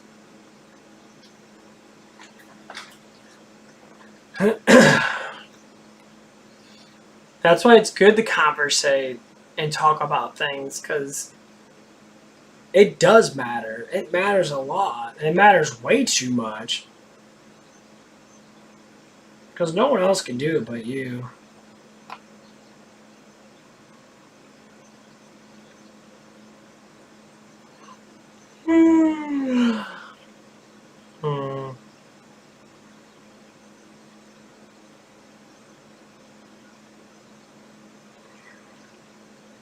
And that's what it's always going to be.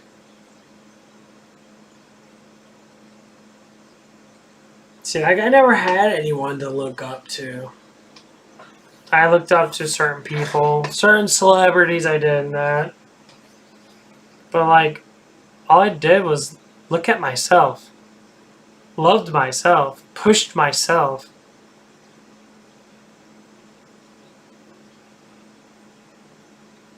And that's what happens. Everything comes together. Like, I have people at work, some people working on with their guys. One of them, one of them said a statement towards me. And he was just like, you act like everyone likes you. And I said, if you don't like me, you don't like me. I don't give a fuck.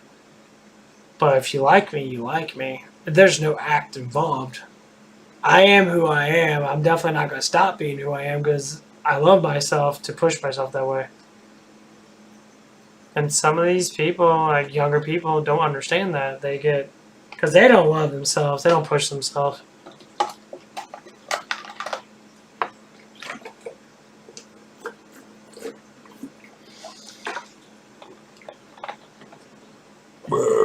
Oh, excuse me.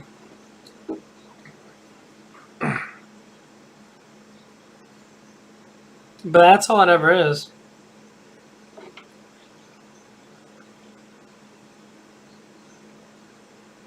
At least that's what I think it is. So, I mean, everyone's different, but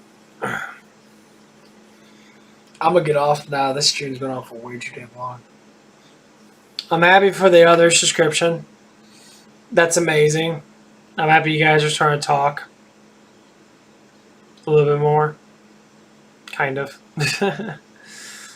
Like I said, sometimes it's best just to listen. If you have questions, ask the questions. But I can give you an enormous amount of answers to stuff that's always on everybody's mind. And then we can all grow together because I might have things that I might have to look at, you know.